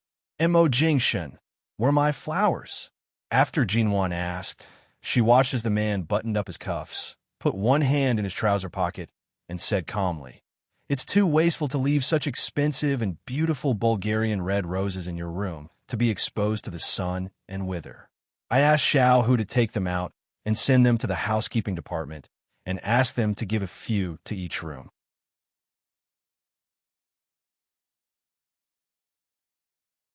Chapter 551. The man chuckled, his eyes indifferent and his tone calm. "Didn't you say you don't want to ruin other people's good intentions? This Shengtang hotel happens to have Shine Group's investment. A good resting environment, coupled with beautiful roses, can add points to the hotel's image. Instead of letting the roses wither, it's better to make the best use of it. What do you think? You don't have to thank me. Who would thank him? Jinwon glared at him angrily and reached out to him. If I really stay here with you for half a month, will you be able to enter my room whenever you want? Give me my room card. The man pinched her cheeks and lowered his eyes, looking at her indifferently and indulgently. Don't be naughty. Didn't you say you came back to rest? Go. Jinwon raised her hand to slap his hand away, but the man withdrew his hand right before she could do so. Jinwon's slap hit nothing but air. Jinwon, this bastard, it was just a bouquet of roses. She hadn't even seen the card on the bouquet. Now even the roses were gone. There were only 3 left for her. Give me back the room card first. The man saw that she was obsessed with the room card, and his dark, deep eyes fell on the white, tender hand she raised. I have thousands of ways to get in. It doesn't matter if the room card is with me or not. Jinwon didn't expect Mo Jingshin to admit it so directly. He was directly admitting that he brought her to Jing City this time to open the door for him. He even said that it was a rare opportunity for Min Group and that he had to cooperate with her due to the busy work in Jing City. In the past 2 days, apart from sleeping in a hotel, she went out with him to see exhibitions or eat and drink. At night, she was only going to attend a dinner party. How does this work? He clearly dragged her here to take a vacation in the name of a business trip, and he could enter her room just because he said so. Forget it. At most, she could change to another hotel. Shengtang Hotel was a hotel invested by the Shine Group in Jing City. She couldn't afford to offend him, but she could hide from him. Jinwon was so angry that she didn't speak and turned to leave. However, before she could walk out of the room, the man's faint voice came from behind her. Don't even think about changing hotels. Many of our itineraries are tied together on this trip to Beijing. You can't stay too far away, or it will only delay the trip. Also, the other hotels nearby are all cooperating with Shine Group. After all, this is the best location in Beijing. Shine Group will definitely not let go of such an investment that is destined to increase in value. Jinwon's footsteps came to an abrupt halt. She didn't look back, but rolled her eyes hard at the carpet in the corridor outside the door. When Mo Jingshin was abstinent and cold, he appeared like a flower on a high mountain, making it hard for people to approach him. However, once this man began to thicken his skin, it really made people sigh. 4. Observe. Stop. During the lunch break, Jinwon returned to her room and stood by the door to study how to lock the door from the inside. In the afternoon, she went to another place in Beijing to attend an exhibition. Because there was a banquet that was said to be very important in the evening, Jinwon found time to find a custom-made dress shop. She chose a low-key, simple, nude strapless gown. The dress was embroidered with silk flowers and ultra-light ruffles, and a few crystals decorated the chiffon and chiffon base, so that it was not too ostentatious but not too elegant. There were also 2 delicate feather-bone designs and soft chiffon fabric on the shoulders, which made the entire gown look very elegant. Because it was a strapless style, Jinwon's beautiful collarbones were enough to match the gown perfectly. Obviously, she only needed a simple necklace, and she didn't need to add any other accessories. From head to toe, she was gorgeous, elegant, mysterious, and exquisite. She completely gathered the temperament and texture that many socialites and rich ladies in the upper class yearned for, but couldn't completely merge with. Jinwon didn't know what to say. She didn't know what to say. When she was helped out of the fitting room by the dress designer, Jinwon hadn't put on her high heels yet. The designer brought her a pair of nude stilettos that matched the gown very well. As soon as she put them on, she stared at the center of her collarbone in front of the mirror outside. Because of the lack of a necklace, it looked perfect, but vaguely missing something. She had never worn the blue diamond with her. Ever since she found out the price of the blue diamond and its status in the global jewelry industry, she had left it at home. Of course, it was impossible for her to bring it with her on this business trip. She was standing in front of the mirror in a daze. Behind her, a tall and handsome man appeared in her mirror and approached her from behind. Through the dressing mirror in front of him, Mo Jingshin looked at Jinwon in the mirror at the woman's delicate face with a little makeup, at her standing in front of the mirror in a daze, not knowing what she was thinking, and finally his eyes fell on the center of her collarbone. The man looked at her calmly. Jinwan was very beautiful. This was an indisputable fact, but she had never deliberately dressed up in front of him. In the past 3 years, she no longer tried to hide her brilliance as low-key as before. In the past 3 years, she often wore bright red, sexy, strappy dresses, stunning everyone, and even turned her originally harmless beauty into a very lethal weapon in the London business world. This time, if it weren't for the fact that she didn't intend to be too presumptuous in Jing City, she wouldn't have dressed so low-key. But even if she was low-key, it couldn't hide her beauty. She could even control any style of gown, any color, any style, and it was enough to amaze people when she wore it. Like all dress customization centers, there was generally a jewelry store near such a store, and the nearest store next door was a well-known luxury jewelry store in France. Under the careful, questioning eyes of the staff here, Emo Jingshen acquiesced to them to help Jinwan choose a suitable necklace. After trying on the dress, Jinwan was taken inside by the stylist to have her hair styled. But because her dress was very simple, her hairstyle was very elegant, similar to that of Hans. After doing all the styling, she returned to the dressing room and waited. After all, the dressing room of this store was very large, but because she said she would go in to rest, no one dared to go in casually. She was alone. There were all kinds of gorgeous and dazzling gowns hanging around. The white palace-style design and the 2 white sofas here allowed her to find a comfortable position to sit down and rest in this complicated dress. Anyway, there were still more than 3 hours before the dinner party, so she was in no hurry to leave.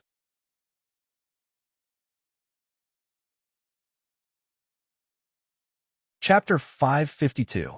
What are you doing here? Isn't there a VIP lounge outside? Jinwan said as she smoothed out the hem of her dress. As soon as she finished speaking, she saw the man's legs were approaching her. His dark-colored trousers were neatly ironed, and his black leather shoes stepped down the 3 marble steps behind the door of the dressing room. Seeing her sitting on the sofa, motionless, Emo Jingshin looked at the hem of her dress that she had deliberately smoothed out with her hand and asked indifferently, "Is your stomach uncomfortable again?" "No, it's much better today than yesterday." Although Jinwan said so, her stomach did ache faintly, but it was not as painful as it was on the first day of her period yesterday, and she specially bought a heat pad at the nearby supermarket at noon, so it didn't hurt as much now. She said again, "Isn't it a few hours before we go to the banquet venue? Anyway, the dress has been changed and the hairstyle has been done. I don't want to waste time, so I'll just sit here and rest for a while." Emo Jingshin's eyes swept over her lightly made-up face, and he could see that she was in good condition. "Come here. What are you doing?" The man's eyes fell on her, and he did not speak. Jinwan looked at him speechlessly for a while, got up, and walked over. Although the pair of high heels on her feet matched this dress very well, the soles of the heels were high and thin. The tallest one she had worn in London was only 10 centimeters, but this one was 13 centimeters high. As a result, when Jinwan walked up to Emo Jingshin, she was even more aware of the height difference between them. She had grown more than 10 centimeters out of thin air, but she was still half a head short of this man. It turned out that she wasn't the same height as him in the past. She probably only reached up to his shoulder. It turned out that she had been deceiving herself for so long. Emo Jingshin ignored the woman's eyes that were sizing up the height difference between the two of them and watched her swaying as she approached. "Are your shoes uncomfortable?" "No, I was sitting in the wrong posture just now and my legs are numb." Jinwan was still able to handle the high heels. They were standing in the middle of the large dressing room, and the huge floor-to-ceiling mirror on the wall reflected their figures. Emo Jingshin gestured for her to look at the mirror. Jinwan turned her eyes in confusion, but because her shoes were too high, she couldn't turn for too long, so she turned around and faced the mirror. "What's wrong? Is there anything wrong with my style? Or is there something wrong with my makeup today that will make you lose face?" However, the man lifted the few pieces of gauze on her shoulders. She thought there was something wrong with the back of her gown and was about to speak, but the man's kiss fell on her shoulder. Jin Wan's eyes were still fixed on the mirror. She watched as the man's kiss fell on her shoulder. Before she could react, he gently held her waist under the dress and kissed her white neck. Her neck was also her sensitive spot.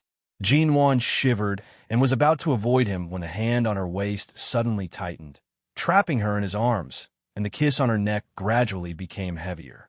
When Jin Wan noticed what the man was doing, she frowned. "Mo Jingshen, if you dare to leave any marks on my neck." Before she finished speaking, she felt a sharp pain from the place on her neck covered by the man's soft lips. She stared at the man in the mirror in disbelief, only to see that he had no intention of letting go. He even naughtily extended the kiss to the back of her ear. When Jin Wan's eyes were about to spit fire, he curved his lips against her ear, and his low, husky, and indifferent voice fell into her ears. "You've left a mark. What should I do? Why don't you leave a few more marks?" Jin Wan angrily turned back to slap him, but before she could turn around, the man easily put his arm around her waist and held her in her original position in front of the mirror. At the same time, a necklace appeared in his hand. She recognized at a glance that it was the classic white diamond necklace from VCA. Some of the classic white diamond necklaces of VCA's family were not the ordinary thin necklaces on the market, but were shaped like geometric patterns. The white diamond was arranged in a regular pattern on a polygonal star, dazzling but not ostentatious. The width of one side of the necklace was just enough to cover the kiss mark left on her neck by Mo Jingshen. Under this necklace, only heaven, earth, him, and her knew this ambiguous mark, and no one else could see it. Seeing that the mark was covered, Jin Wan choked back the angry rebuke on the tip of her tongue. This black-bellied and shameless man.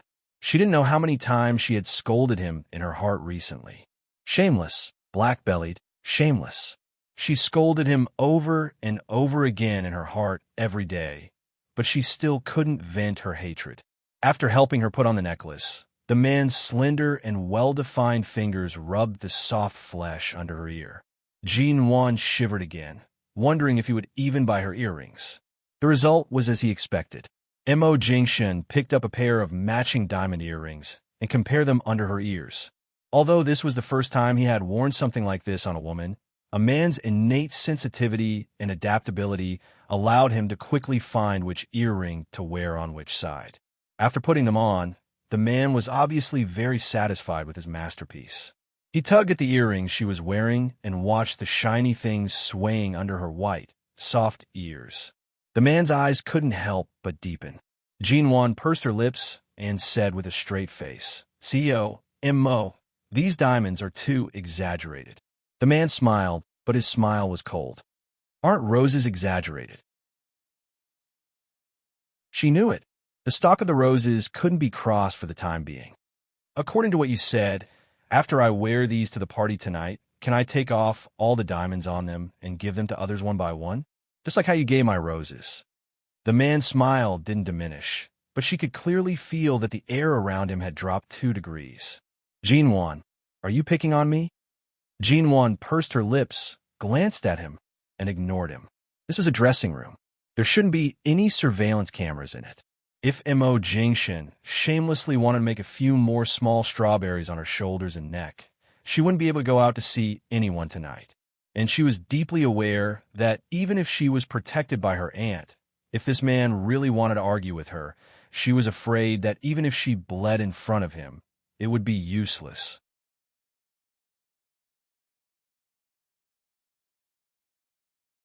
Chapter 553. When Jin Wan appeared in the banquet hall of Jing City that night, she caused quite a stir and astonishment. Of course, she didn't cause a stir, but she was astonished. After all, she had appeared with Mo Jingshen and was even his female companion. Jing City was the so-called Jing Circle in China. Every circle was different, and many people were unfamiliar to them. However, Mo Jingshen's influence in the business world at home and abroad was enough to make any circle want to rope him in, and there were many people who wanted to curry favor with him. After all, people in the Jing Circle were arrogant. Even if they wanted to curry favor with Mo Jingshen or flatter him, They would put on a polite expression and didn't express their emotions so obviously.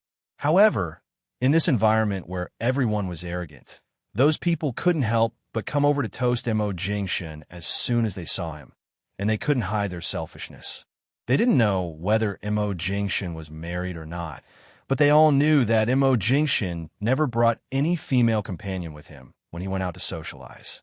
They didn't expect that today. Not only did CEO Mo bring a female companion, but they also looked like a good match. After all, there were a lot of young ladies who had been eyeing Mo Jingshan for a long time. It was said that several young ladies in Jing City had chased him all the way to High City, but came back in disgrace before they could even see him. No one could imagine what kind of woman Mo Jingshan would like, let alone that there was such a woman standing by Mo Jingshan's side who looked so compatible with him. Whether in temperament, appearance, or other aspects that people couldn't tell, as soon as the two of them appeared, they stunned and caused a stir. Some people curiously came to inquire about Jin Wan's identity, wondering which family's lucky young lady or a beauty sent to Mo Jingshan by a master. How could she be brought out by CEO Mo?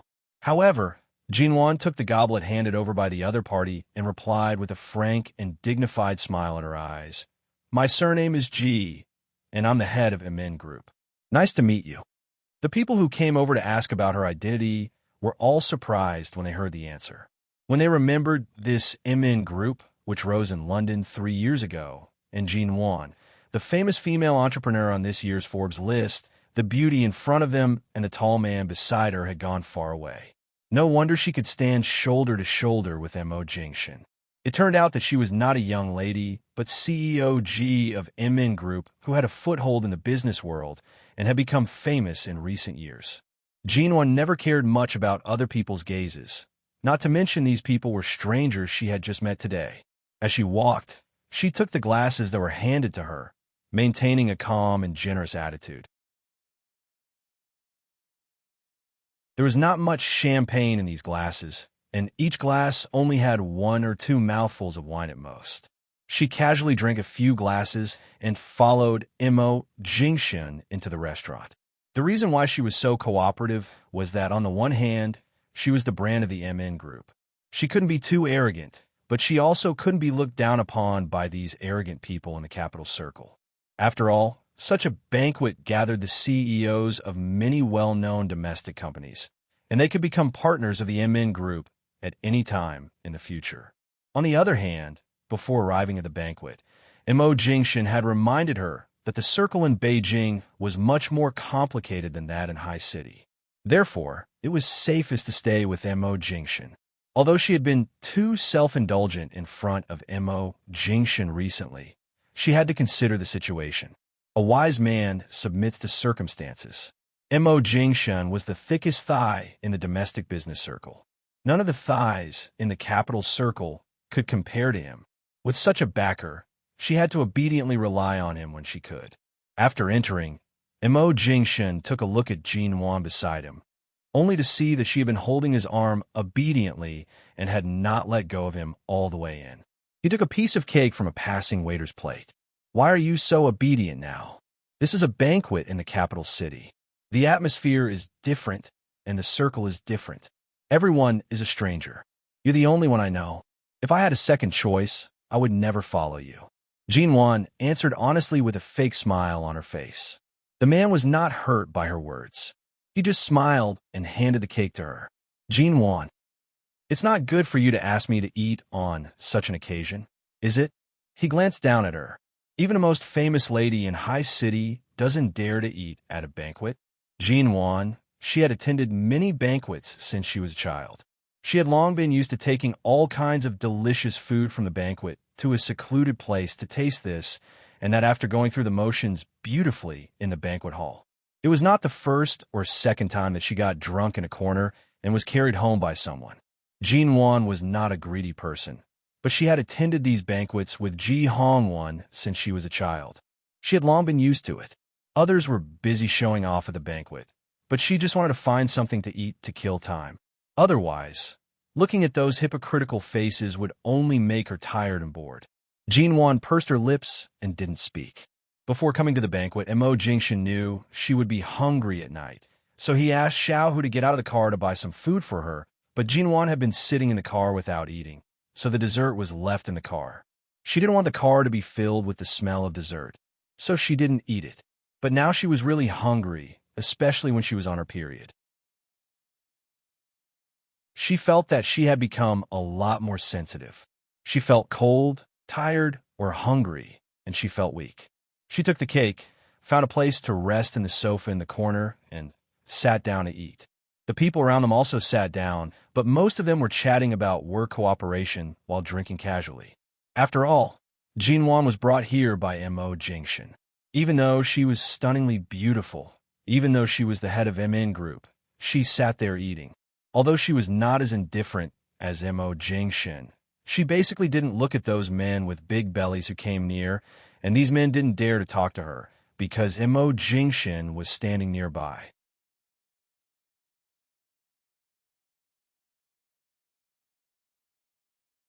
Chapter 554. When Mo Jingshan saw that the cake in Jinwan's hand had been eaten up, he handed her a plate. Jinwan took it, took a bite of the cake, chewed it slowly, and said vaguely, "So, Mo, haven't you noticed that since you walked into the banquet hall, someone's eyes have been glued to you, and he hasn't left you at all?" Mo Jingshan took the goblet handed over by the waiter next to him and didn't look in any other direction.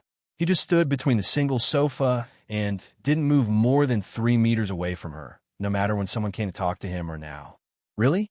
Are you talking about yourself?" The man's indifferent voice sounded indifferent, and he glanced at her again. Jinwan resisted the urge to roll her eyes. "Don't you know whether I was busy eating cake or looking at you just now?" The man smiled. "Do you dare say you didn't look at me?" Jinwan, she did look at him twice.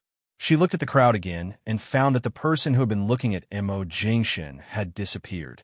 She couldn't help but raise her eyebrows and look at Mo Jingshan again. Seeing that the man's eyes were indifferent, it was clear that he knew who she was talking about, but he didn't intend to pay attention to her. Oh, what a pity. It seemed that another girl had a one-sided love for him. But Jinwan didn't know much about Mo Jingshan in the past 3 years, and she didn't know whether he was familiar with the people in Beijing, but from the attitude of these people toward Mo Jingshan, he should be very familiar with him. Therefore, in this so-called Beijing circle that she didn't know very well, there should be other aspects that she didn't know very well. As she thought about it, she took another bite of the cake and picked up a glass of champagne handed over by the waiter to drink. As soon as she brought the champagne to her lips, a young man suddenly came over and said something to Mo Jingshan. Then Jinwan vaguely heard that he seemed to say, "CEO Mo, can I have a word with you?" Jinwan couldn't help raising her head to look at the man, only to find that he seemed to be standing with the beauty who had been looking at Mo Jingshan just now. Mo Jingshan glanced at the man indifferently. "What's the matter? Just stand here and say it." The man's face darkened, and then he said with a faint smile, "CEO Mo, our Rome Corporation and Shine Group have been old friends for years. 2 years ago, my sister graduated and went to work in High City and stayed in Shine for a long time. CEO Mo, you've been taking good care of her. It's rare that we meet again. Even if you don't give me, your business partner, face my sister." Mo Jingshan did not have the slightest intention of moving. His tone was mild and unperturbed. When Miss Roan worked at Shine in High City, she only managed to get an internship in the company because of her high education and personal ability.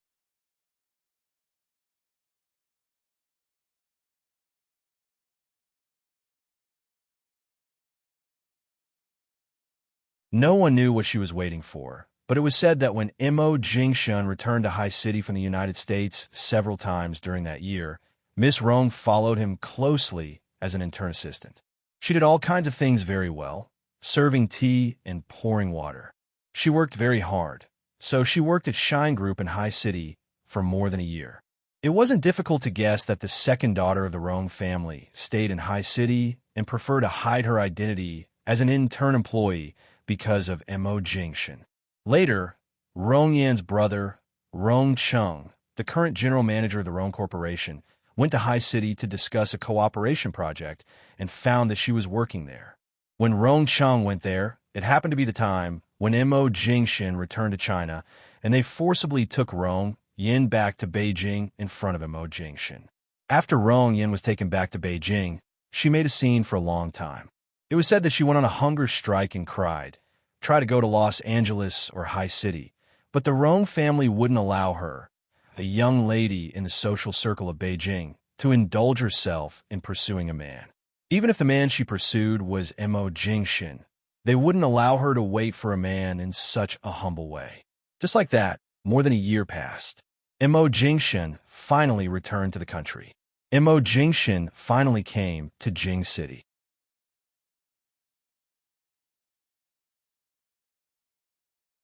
Chapter 555. Seeing that Rong Yin had come over, Rongqing looked at Mo Jingshin again. CEO Mo, we've known each other for a long time. I don't think it's appropriate for us to discuss some things here. Why don't we sit down somewhere else and talk? After all, Rongqing was the general manager of the Rong Corporation. He was about the same age as Mo Jingshin. He smiled carelessly, but it was not hard to see that he was also a man of means. At least on the surface, he appeared to be very kind, but in his bones, he was obviously arrogant as a member of the Rong family. It seemed that the Rong family had been so humble, but Mo Jingshin didn't even intend to give them face, which made him very unhappy. Rong Yin stood there, looking in Mo Jingshin's direction. She wanted to approach him, but seemed a little uneasy, but it was clear that she only had eyes for him. As long as Mo Jingshin could give her a little smile or response, she would be more duty-bound. Noticing that Rong Yan's eyes were glued to him, Mo Jingshin glanced at her. As soon as she met his eyes, the smile on Rong Yan's face became wider, and her eyes were full of admiration, affection, love, and excitement. Seeing that his good-tempered sister seemed to be possessed by Mo Jingshin, Rongqing felt a headache coming on, and his tone became much stiffer. So, Mo, it was just two simple words, but they were full of the attitude of a superior in the capital circle, but they clearly contained a hint of compromise. He hoped that Mo Jingshin would take the initiative to give him face, so that they wouldn't be embarrassed later. After all, his sister was watching, and he couldn't just leave her hanging like this. Mo Jingshin's indifferent eyes swept over Rong Yin. His eyes were clear, and his voice was cold. CEO Rong, if you want to talk about the cooperation between our two companies, you can do it here. But if you want to talk about other irrelevant things, forgive me for not being able to accompany you. My female companion is still here. How can I leave her behind? Mo Jingshin's voice was neither soft nor indifferent, but it successfully reminded everyone in the banquet hall of who had just appeared here with Mo Jingshin. CEO Mo had never seen any woman by his side, but today he appeared with MN Group's CEO G. Furthermore, the two of them looked so compatible. On the other hand, although Rong Yin was from a prominent family, she looked like a flower in a greenhouse, unable to withstand the wind and rain, and naively willing to marry him just because of her love for him. Besides, she had pursued Mo Jingshin for so long without any response. The meaning of CEO Mo's words was very clear. Rong Yin looked at Jin Wan, and Jin Wan with a smile. Jin Wan, who was suddenly stared at by many people, still sat calmly and quietly on the single sofa. She gave a faint smile. No one knew whether she was smiling or not, but obviously, the advantage of the Rong family's second daughter's family background was useless in front of Jin Wan. The princess of the capital circle might not be comparable to Jin Wan, a woman who could stand shoulder to shoulder with Mo Jingshin. Since Mo Jingshin walked into the banquet hall today, Rong Yan's eyes had never left him, so she had naturally seen the woman who came in with him. When she saw that he had a female companion, Rong Yin was stunned. She had been longing for Mo Jingshin for so long, but although she hadn't received any response, she had never seen another woman by his side. Unexpectedly, on this long-awaited reunion, she saw Mo Jingshin walked all the way into the banquet hall with that woman and saw the two of them whispering from time to time. There was no sense of superiority or flattery on the woman's face, and even a little arrogant. However, Mo Jingshin, who had always been cold, seemed to indulge her very much. He even brought her a cake in public and waited for her to eat it, as if spoiling child.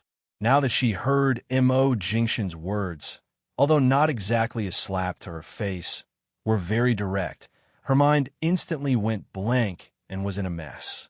She suddenly remembered the time when she was still working at Shine Group. That time when he returned to China, she worked by his side cautiously.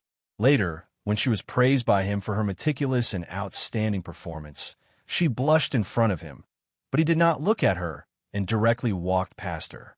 That indescribable aura made her heart beat wildly. Once, Mo Jingshan had a dinner party in China. As an intern assistant, she had planned to go with him, but Shin Mu stopped her. Shin Mu said that CEO Mo never had a woman by his side, nor did he need any female staff to accompany him. He also asked her if she didn't notice that CEO Mo didn't even have a female secretary by his side. At that time, Rong Yin felt that Mo Jingshan's purity made her heart tremble. She thought that he was a good man and couldn't control her heart, so she wanted to follow him. Even if he was not interested in her, she believed that as long as they got familiar with each other, as time went by, as long as he knew that she was the second daughter of the Rong family, there would be sparks between them. After all, their families were well matched. But to her surprise, after Mo Jingshan learned her identity, he was not surprised at all. He just coldly asked her to hand over her work to someone else, and then let her go back to Beijing with her brother. Before Rong Yin was forcibly taken back to Beijing, she waited outside Mo Jingshan's office door for half the night, just wanted to talk to him. At that time, she probably wanted to confess her love to him as the second daughter of the Rong family. But that night, Mo Jingshan didn't come out of the office break room and didn't even look at her. Later, she got Mo Jingshan's number from her brother. When she called him, he didn't answer. When she texted him, he didn't reply. But Rong Yin firmly believed that Mo Jingshan must have special feelings for her. She also believed that she was worthy of him and that sooner or later he would seriously see her heart. But today, the rule that he never took a female companion with him seemed to be broken.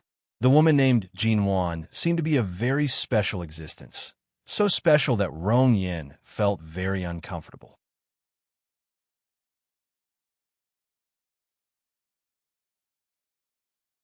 Chapter 556.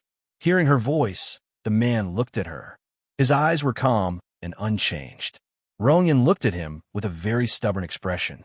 I wanted to invite Mr. Mo to the Rong family after the banquet. After all, in addition to my brother's warm invitation, my parents also want to meet you. But I didn't expect that Mr. Mo would bring a female companion today. I didn't think it through. Please forgive me, Miss G. As she said this, Rong Yin looked directly at Jin Wan and smiled at her, behaving like a lady from a wealthy family. Mo Jingshan glanced at her and said flatly, "You don't have to apologize to her. Even if I don't have a female companion tonight, I have no reason to go to the Rong family. The relationship between our companies can't be so deep. I'll do what I should do. But Miss Rong, you'd better restrain yourself as soon as possible, lest I hurt your self-esteem by being too straightforward and direct." Rong Yin widened her eyes. It seemed that she had always known that Mo Jingshan was a cold and unreasonable person, but this man had always been cold and seductive, making people want to get close to him. She had long been accustomed to and accepted his indifference, but she didn't expect to see his colder side. Her eyes turned red, and she said, "It's just a dinner. Besides, the Rong Corporation has been cooperating with the Shine Group for more than a year. Do you think it's so unnecessary for us to have a private relationship?" Mo Jingshan said, "Yes, it's unnecessary." It was only a short 6 words, but he said it casually, but it was a matter of course. The expression on Rong Yan's face was almost frozen. Jin Wan was also stunned. She had heard that there were countless women who wanted to climb into Mo Jingshan's bed, but it was the first time that she had seen Mo Jingshan directly and straightforwardly refuse a woman's love on such an occasion.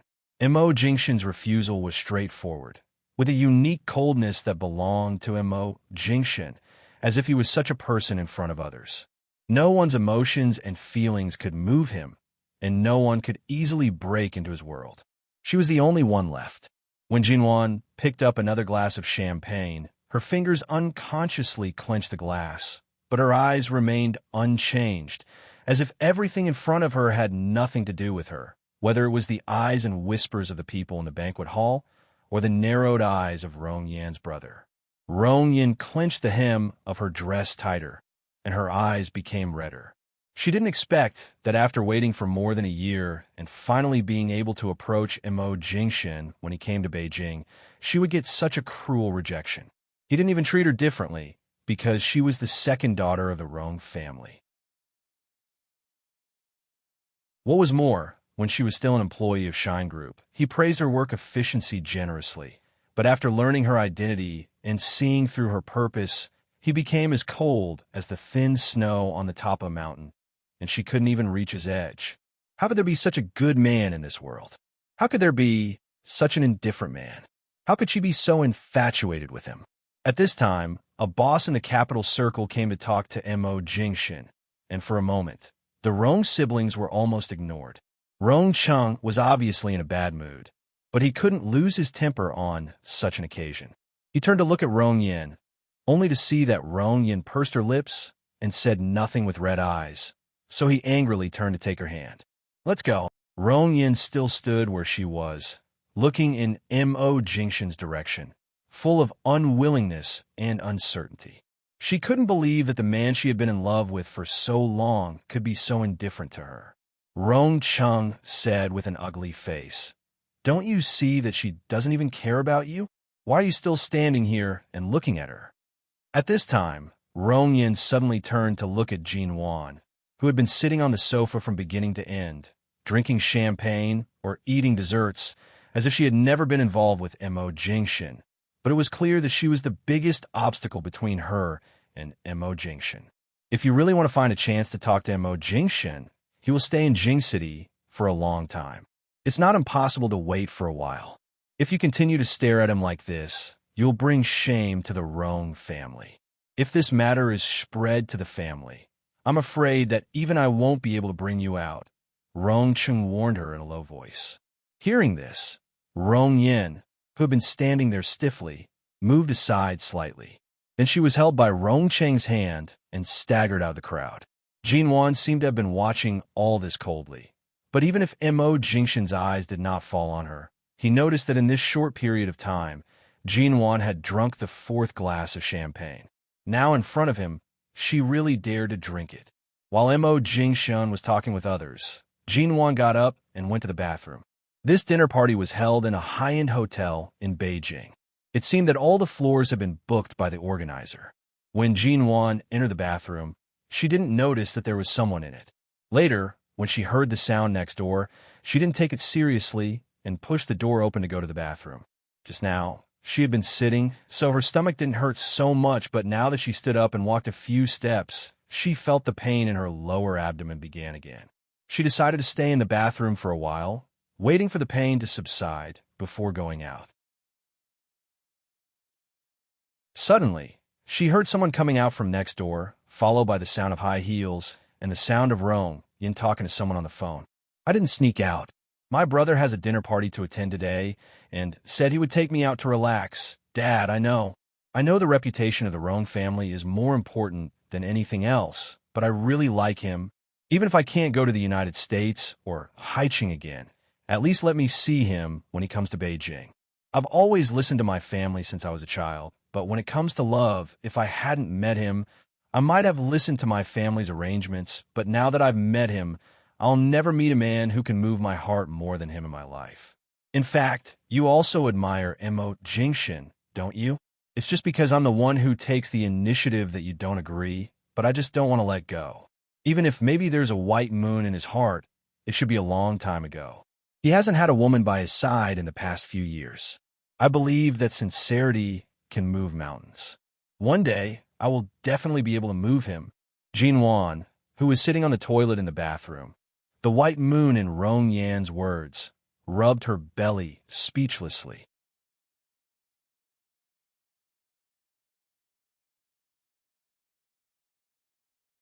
Chapter 557. This Miss Rong must have watched too many novels and TV shows and completely regarded herself as the heroine of a certain princess drama. while others were the moonlight or NPCs who were bound to be defeated by her in the end. Even the arrogant ways of the princesses of the Beijing Circle were so refreshing. It was quiet outside. Perhaps Miss Rong had finished her phone call. Jinwan waited for a while and heard no sound, so she came out. She didn't expect that she hadn't left. Why was she standing here so quietly like a ghost? Anyway, she had come out and seen everything. Jinwan just glanced at her, walked over, put down her bag, washed her hands, and dried them with hot air. Then she took out lipstick from her bag and touched up her makeup in front of the mirror. After all, the dress she wore today was very simple and elegant, and she only wore light makeup. If she didn't touch up her makeup, she would look too perfunctory for this party. She had just applied a few times when Rong Yan's eyes looked directly at her through the mirror in front of her. Jinwan had never paid attention to others, but she still paused because of Rong Yan's gaze. The two of them looked at each other through the mirror. One was carefully looking and observing her, while the other was calmly and indifferently applying lipstick on her lips. Jinwan knew very well that Rong Yan was looking at her inquisitively.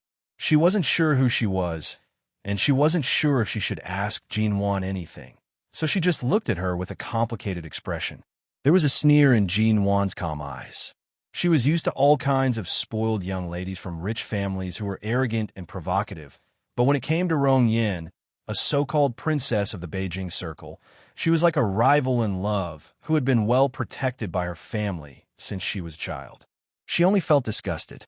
She liked a man, but she was so careful to do so many things. First, she hid her identity and went to work in his company. Then, she followed him and poured him tea. Finally, she suddenly found out that this little intern was actually the second daughter of the Rong family. She made it seem like she was acting in a movie. Who was it for? Did she think Mo Jingshen was a teenage boy who had his first awakening of love and would be moved by her unhesitatingly romantic way of courting him? In Jinwan's eyes, what Rong Yan did was child's play. In Mo Jingshen's eyes, she was probably a psycho. This kind of little rabbit might not even be called a little rabbit. After all, when a rabbit was anxious, it would still hurt when it bit. Seeing the coldness in Jinwan's eyes, Jinwan walked over and stood by her side, asking, "Miss Ji, what is your relationship with Mo Jingshen?" Jinwan raised her eyebrows in the mirror and chuckled because she was too straightforward. She answered indifferently, "Miss Rong, what do you think? What do you think our relationship should be?" After saying that, he retracted his gaze and continued to touch up his makeup. He did not intend to be entangled with her for too long. Rong Yan didn't want to hide such a big knot in her heart, so she simply walked up to Jinwan and blocked her view while she was touching up her makeup. But when she saw Jinwan's face at such a close distance, her heart still twitched slightly. Earlier, Jinwan was sitting on the sofa in the corner of the banquet hall. There was not enough light to see her clearly, but he could tell that she was a very beautiful woman. Looking at her now, she was more than beautiful. Rong Yan had seen all kinds of beautiful women in this circle since she was a child. She had seen many beautiful women, but there were only a few who could be called beautiful. Unfortunately, this Jinwan was one of the most beautiful people. The woman in front of him was beautiful, but there was only a slight sneer in her eyes.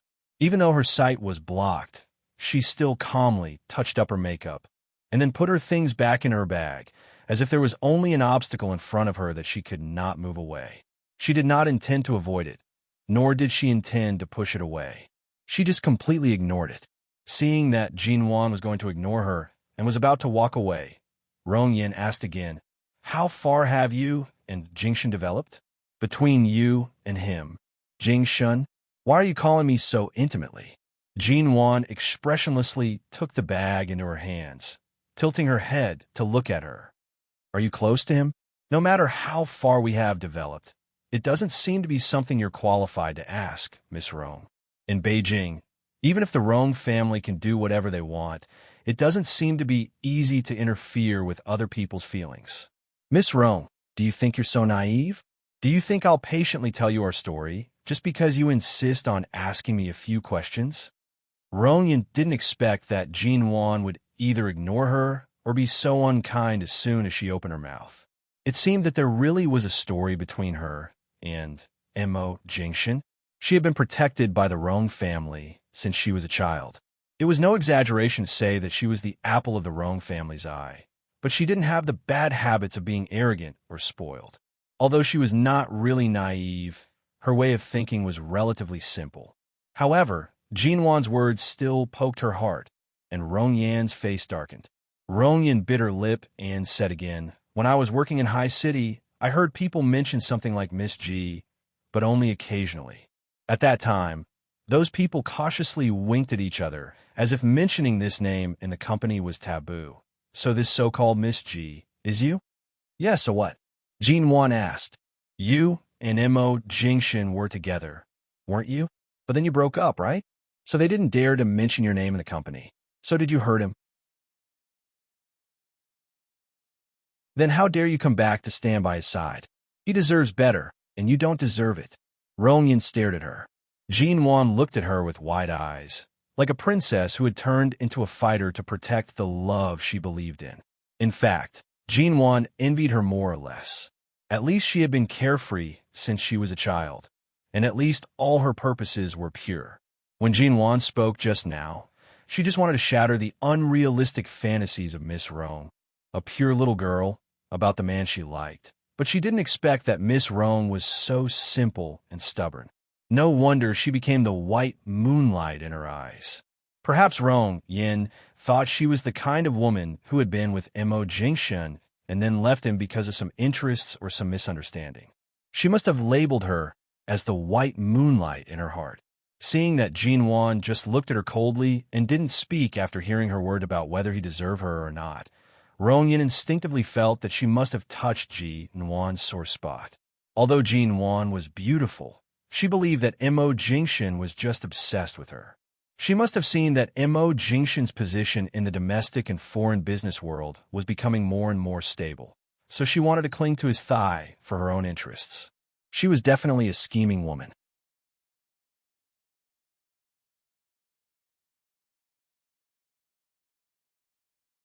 Chapter 558. Of course, Jinwan didn't know that Rong Yin was imagining a Mary Sue drama, and she was the villain, a coquettish bitch. But Jinwan could see some emotions in her eyes. Jinwan raised her red lips and smiled lazily.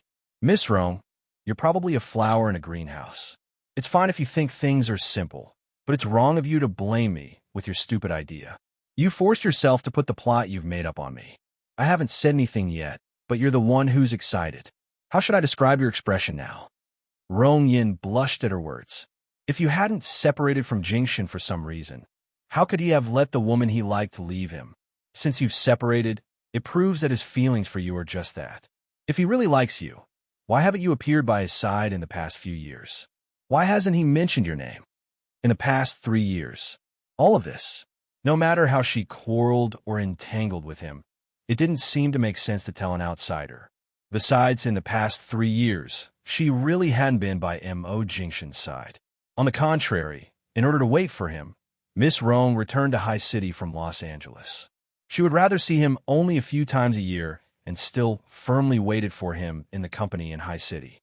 She stood by his side, appeared behind him, and even received praise or a smile from him because of her excellent performance at work. For a few seconds, Jinwan's heart was filled with mixed emotions. Earlier, when she was outside listening to the people whispering about Miss Rong, she did not have any other thoughts. However, right now, her heart was filled with displeasure, but the smile on her face didn't fade, and the curve of her red lips deepened. She said lightly, "It doesn't matter whether he mentioned my name or not. What matters is that, Miss Rong, you chased him from Los Angeles to High City, hid your identity, and followed him intimately, but in the end, you were still rejected. You don't even know the slightest bit about the situation between him and me, yet you dare to make an evaluation. I also admire your courage. He asked your brother to directly bring you back to Jing City. Can't you see that he's obviously keeping a distance? Do you want him to reject you a few more times, or not give you any face in public like he did just now? When you get tired of hanging around in front of him, maybe you will know how hurtful he can be when he hates someone. At that time, I'm afraid you won't even be able to find your voice when you cry. In fact, Jinwan felt a little upset when she said this, although she didn't want to admit it. Mo Jingshun didn't hate Rong Yen. Even though he didn't respond to her at all and didn't intend to give face to the Rong family. He didn't know what Rong Yen was like when she was with him, but it was clear that he was very polite to her. The more Rong Yen listened, the angrier she became. I'm just chasing him. No matter what your relationship is, he is not married, and you haven't been by his side these years. It's not wrong for me to chase him. If you don't want other women to be by his side, then don't leave. Why did you come back after leaving for so long? I didn't interfere in anyone's relationship. I like him, and I like him openly. Hearing this, Jinwan suddenly sneered. She didn't explain and didn't want to talk to her anymore, so she turned and walked out. Rongyan thought that Jinwan couldn't argue with her, and thought that Jinwan must be in the wrong. When she thought that Jinwan would go to Mo Jingshun after leaving, she hurriedly walked over and reached out to grab Jinwan's hand. Miss Ji, wait a minute. Don't go. Let's make it clear. I don't care what kind of relationship you have with Jingshun, but I'm certainly not a mistress who interferes in someone else's relationship. When I was chasing him, he never had another woman by his side, nor was he a lover or married. Even if you want to take him back, we should compete fairly. She wanted to continue, but Jinwan impatiently shook her hand off, but Rong Yin refused to let go. Jinwan turned back to her and said coldly, "Let go." Rong Yin stared at her. Then tell me, what kind of relationship do you have with him? What kind of past do you have? Girlfriend or first love? Or bed partner? Jinwan couldn't hold back the sneer on her face. She mercilessly shook her off, but Rong Yan's hand held her tightly. The two of them were entangled in front of the bathroom door. There were water stains and cleaning fluid left by the cleaning staff here. Although it was okay to walk normally, both women were wearing dresses and high heels. After a tug and pull, Rong Yin was suddenly thrown back by Jinwan and fell to the ground. At the same time, Rong Yin was still holding Jinwan hard at the moment of falling. She couldn't hold her hand, so she grabbed her skirt. Jinwan's skirt was torn by her, and she stumbled down, and the two of them fell to the ground almost at the same time. However, Rong Yin fell to the ground, but Jinwan was dragged to the corner of the bathroom door, and there was a sharp pain on her back. She stood up, rubbed her waist with one hand, and picked up her bag with the other. She was about to leave, but Rong Yin stubbornly grabbed her skirt again. Jinwan was annoyed by this pestering Beijing Circle princess and completely lost her patience. She shouted at her, "Are you done?" With that, she reached out to push Rong Yin away from her skirt. Rong Yin suddenly grabbed her hand again, and her eyes were a little red. She felt uncomfortable when she thought of the scene when Mo Jingshun and Jinwan appeared at the banquet together. When she thought of Mo Jingshun's indulgent and gentle gaze toward Jinwan that no one had ever enjoyed, she felt as if countless bottles of various flavors had been knocked over at her heart, and finally, all of them condensed into jealousy. The first woman in the world to make Rong Yin jealous was probably Jinwan. "Are you crazy?" Jinwan was about to continue with her actions with an ugly face, but before her hand fell on Rong Yan's arm, a cold, low voice suddenly rang from the side. "What are you doing?" When Jinwan heard this cold shout, she subconsciously turned around and abruptly saw Rong Yan's brother, Rong Chung, quickly approaching from the opposite aisle. As the general manager of the Rong Corporation, he naturally carried an aloof and unapproachable aura. His gaze was clearly hostile toward Jinwan. Rong Chung walked up to them in 2 or 3 steps, pushed Jinwan away, and put one hand around Rong Yan's shoulder, who was still sitting on the ground. "Yin Yin, are you all right?"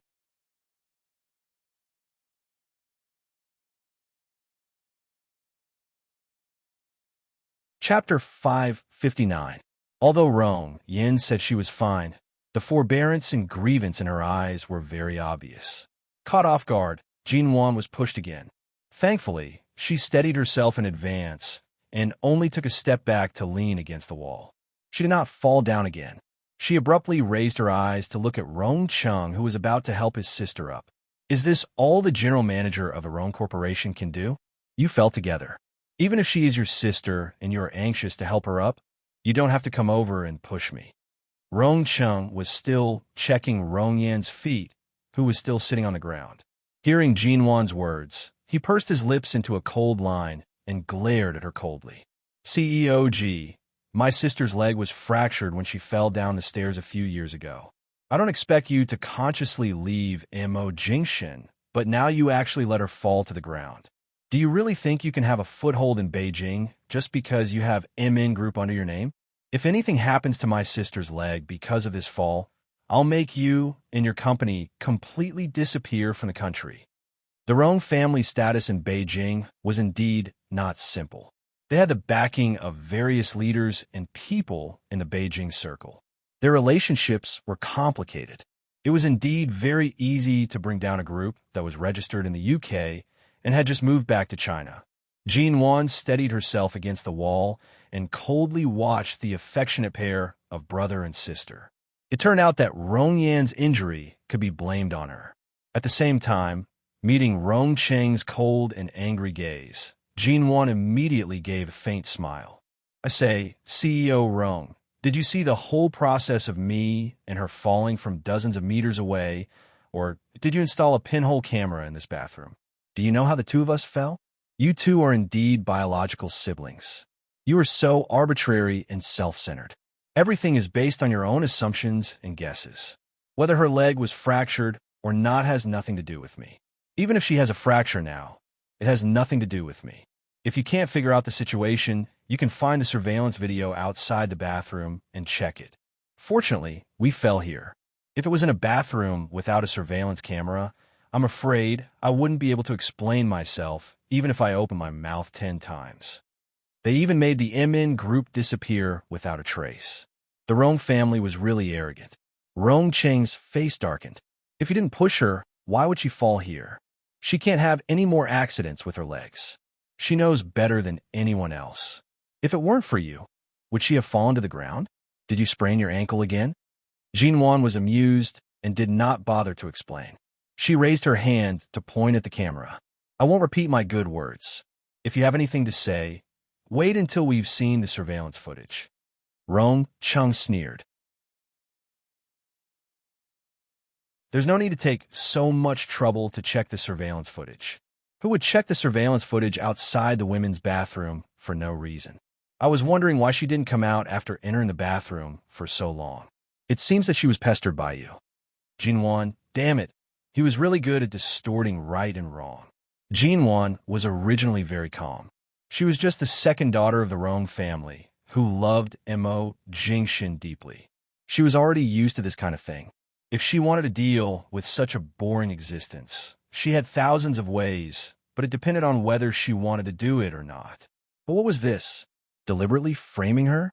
Or did this pair of brother and sister want to vent their anger on her because they were ignored by Mo Jingshin just now?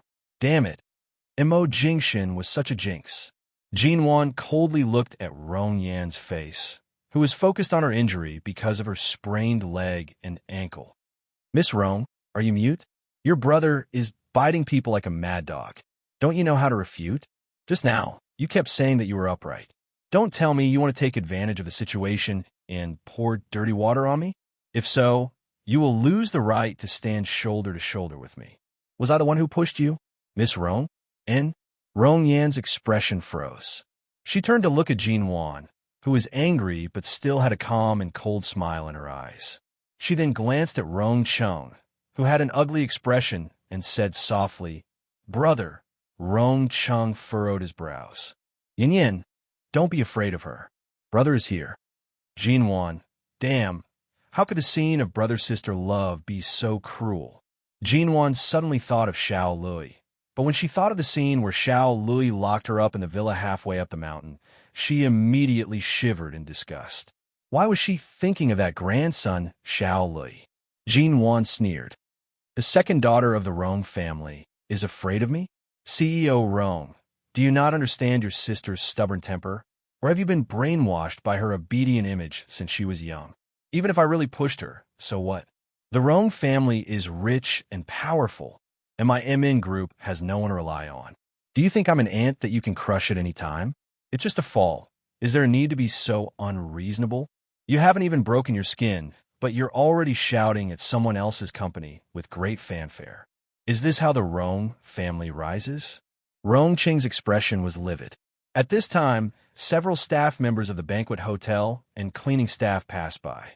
They did not dare to approach, but Jin Wan still heard their discussion. Aren't they the Rong family's brother and sister? What happened? Was the second daughter of the Rong family pushed by someone? Did you hear the big shots conversation in the banquet hall earlier? This second daughter of the Rong family seems to have an affair with that CEO MO from High City. Are you serious? Are you talking about that CEO MO? Aya, they seem to be a good match. The second daughter of the Rong family has a good reputation among all the young ladies in Jing City.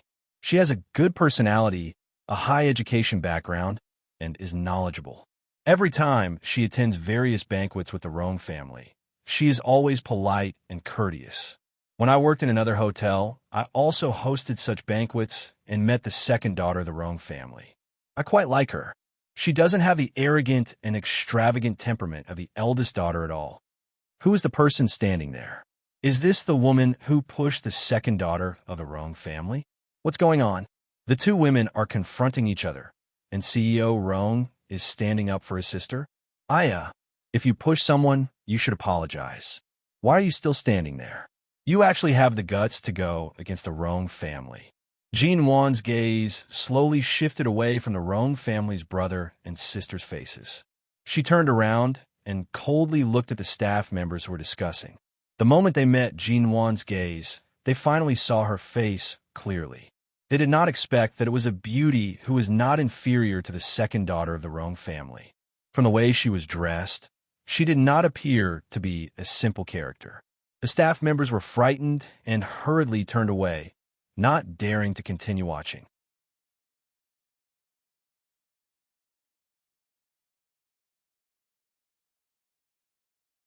Chapter 560.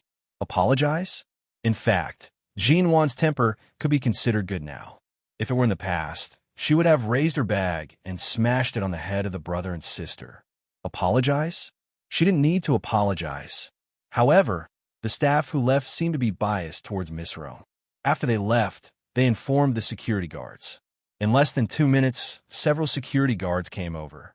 When they saw Rong Chung helping Rong Yin up, they were all from Jing City and naturally recognized Rong Chung.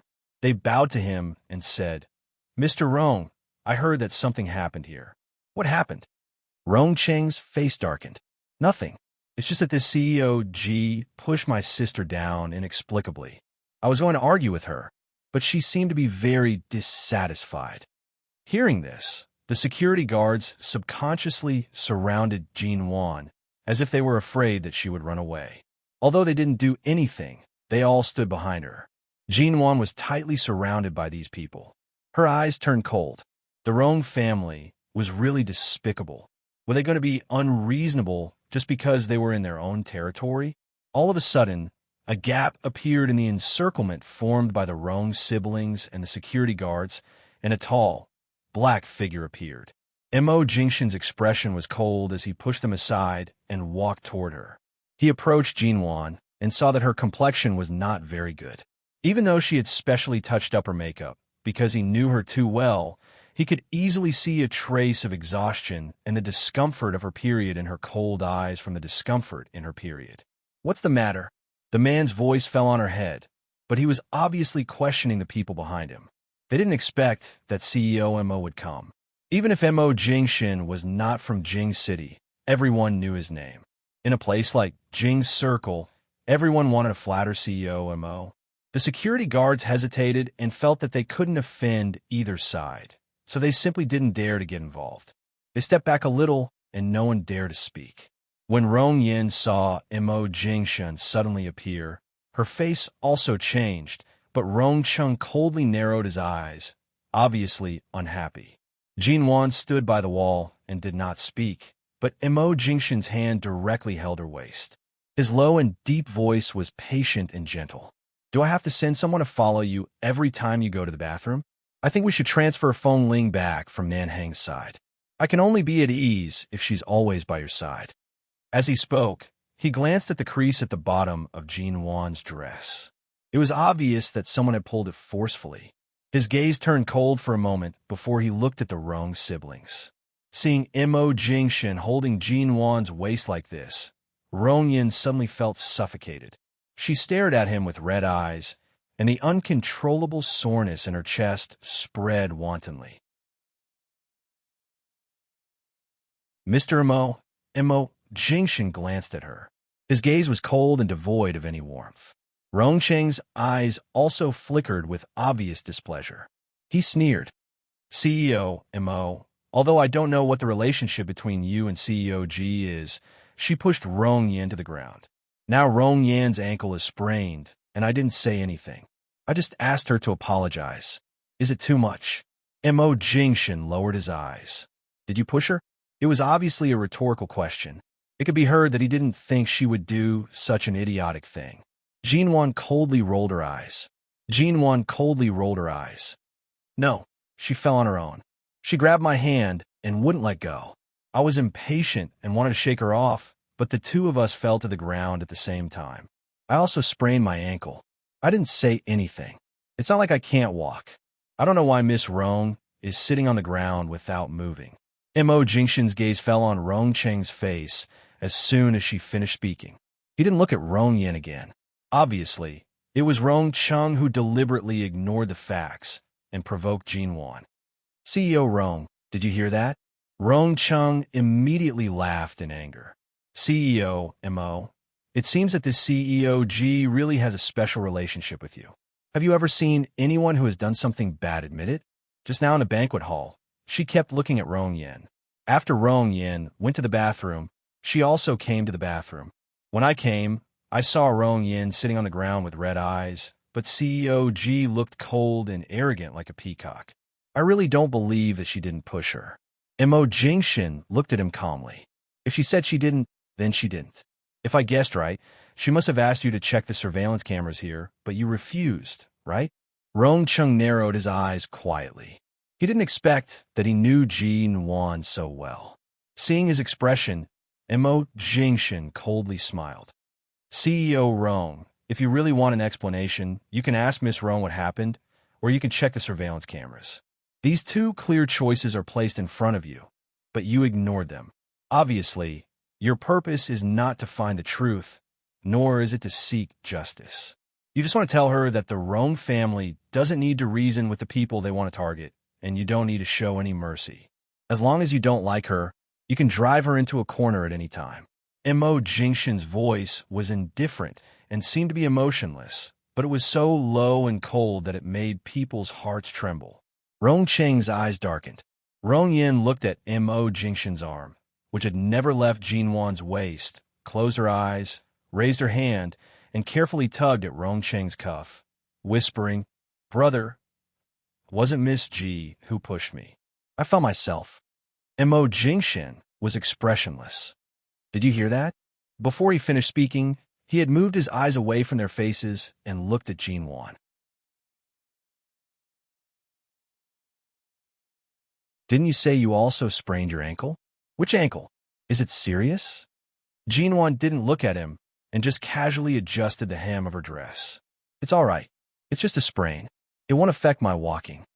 Before she could finish her sentence, her entire body was suddenly lifted up in a horizontal hug. Jean Wan's voice was suddenly choked in her throat because of his movement. Mo Jingshan's long legs had already moved, and he didn't continue to talk nonsense with anyone here. He carried her into the elevator in the corridor ahead.